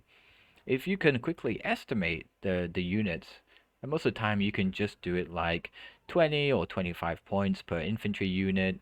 Knowing the tank prices helps. I mean, I know most of the tank prices. Panzer IVs are 70 points, Shermans are 80, the T-34 85s are 110, the T-34 76s are 50 or 55.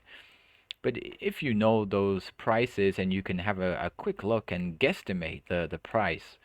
So in this case, like, Kragma could have looked at this and gone, okay, there's 200 or 300 points. Okay, there's 200 points. And so that means my opponent probably either doesn't have much here on this side or here on this side. So let's send something and see what happens. And then if he had just sent one half track down this road, he would have seen nothing shot the half track. That means there's no anti-tank. That means it's real easy to send more half tracks and tanks down this road, straight into this area, maybe even take this objective, and this one too, if you're quick about it. But this is, this comes with experience, and it takes a little bit of forethought. You know, you can't just suddenly say, "Oh, okay, I can do this." You need to have a bit of experience of being able to react to these things, but it works best right at the start of the game. So when I play, that's what I do. I look very carefully at the units my opponent brings, but also at the influence line, and then you can make some quick judgments as to whether you can take advantage of something or not. It's not always going to be the case. Sometimes your opponent deploys fairly evenly all across the front line, but then you could also take advantage of that by deploying heavily in one area instead, and they might have 200 points defending, but if you have 400 points attacking, you know, there's not really going to be any way for them to prevent you from pushing through at that point. It's then on your opponent to try and push in the areas where you are weak, but if they don't do that, then you're going to have an advantage.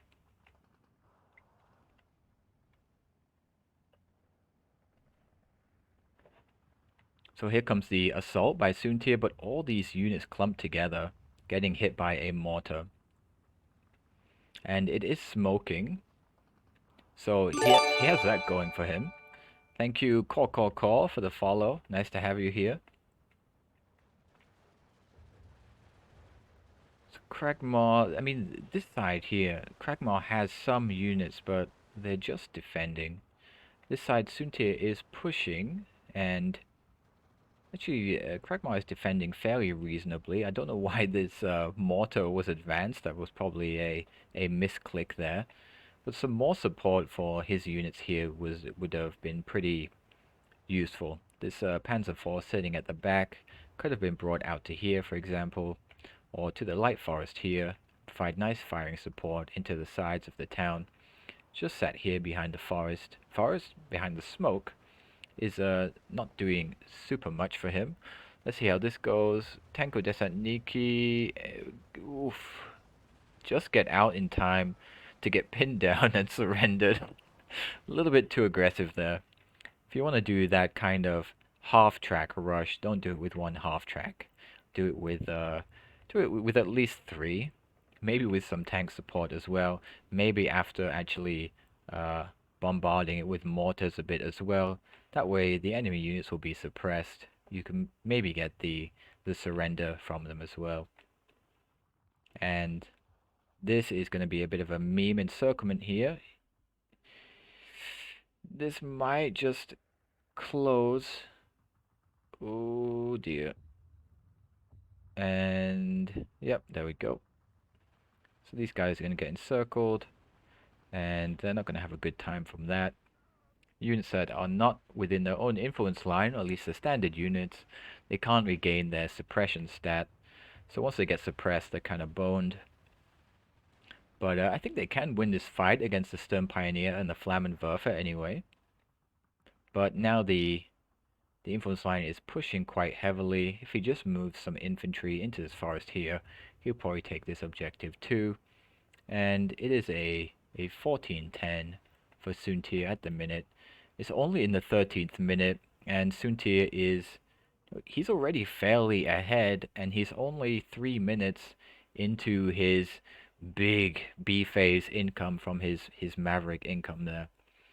So it's already going badly for Kragma, and I can't really see it going much better through the rest of B phase with such a large income difference. Very defensive, you know, deployment here, and not much or not anything defending this objective here. Like, yes, you know, use this area to defend, but don't forget where the objective flag actually is, which is here. If your opponent is pushing this area here, you're going to need something, some infantry here, something to defend this flag, or you're going to lose it.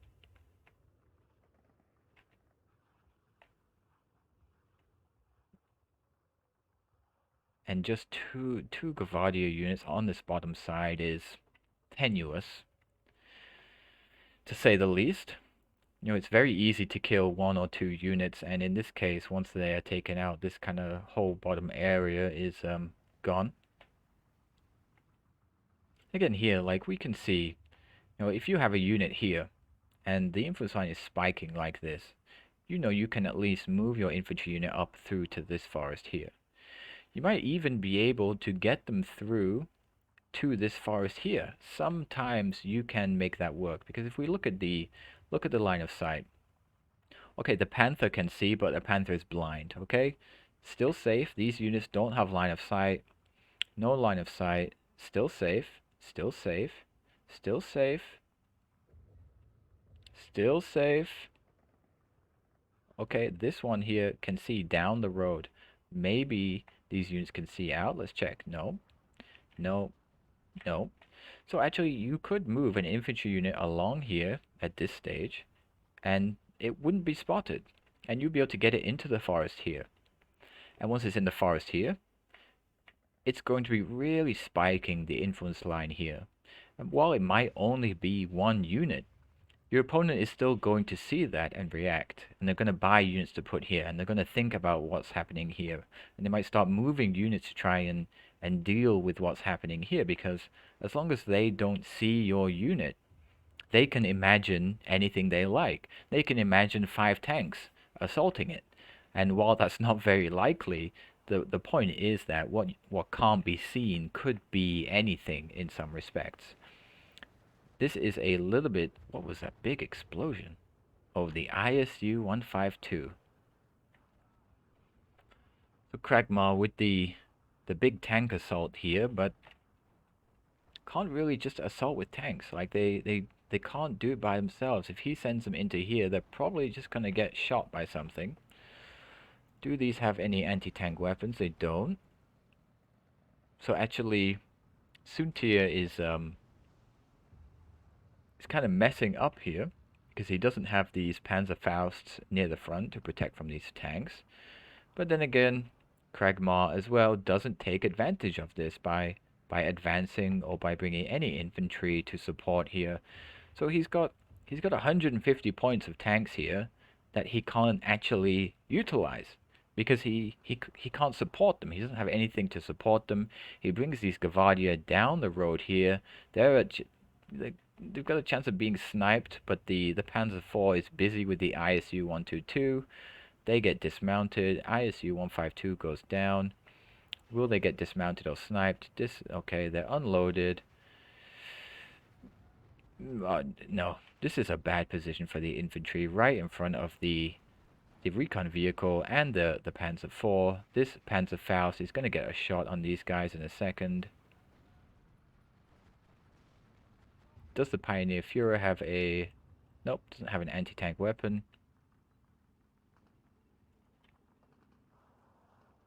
And in this case, you could just bring them out of the building. Yep, there we go. And they will be in range. There we go. Panzerfaust onto the T-34. Oh, the game ended just before they fired. Okay. So actually not a huge points difference between Soontir and Kragma, but considering it ended at the 17th minute, that's when Soontir will have, let me see, 100, and then it's going to be a difference of 150, okay, 250. So Soontir will have, just from the income difference of Balance and Maverick, he'll have 250 about points extra from the income.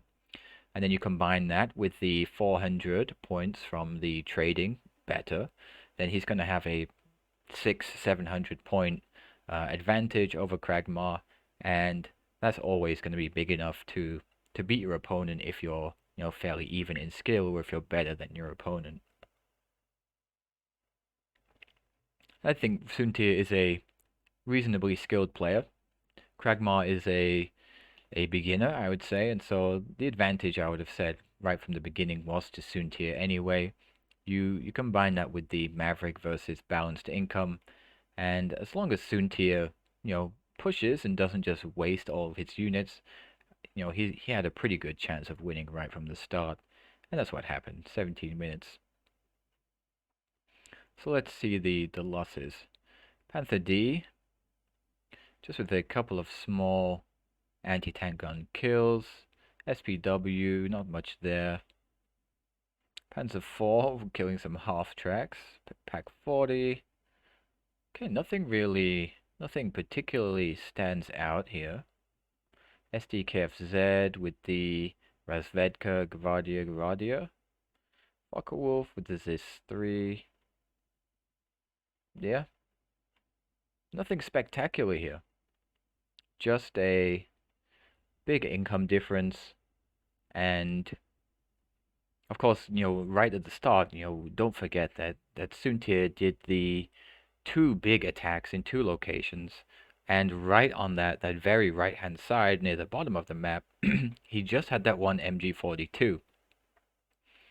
And experienced players take advantage of those things. They pay attention to the points spent in different locations, and they pay attention to the influence line, and they understand generally what the influence line looks like or what the situation looks like when your opponent doesn't have so much spent in defense, and they understand they can probe and push in those locations, and then grab an advantage from that, just like the opponent is grabbing an advantage by spending 300 points on a single attack somewhere. But this is a thing we have to understand and pay attention to if we want to do well in Steel Division 2. So we look at how our opponent deploys, and we understand then what we can do with that. If they deploy evenly, probably we can deploy evenly too, and it's just going to be a trading match.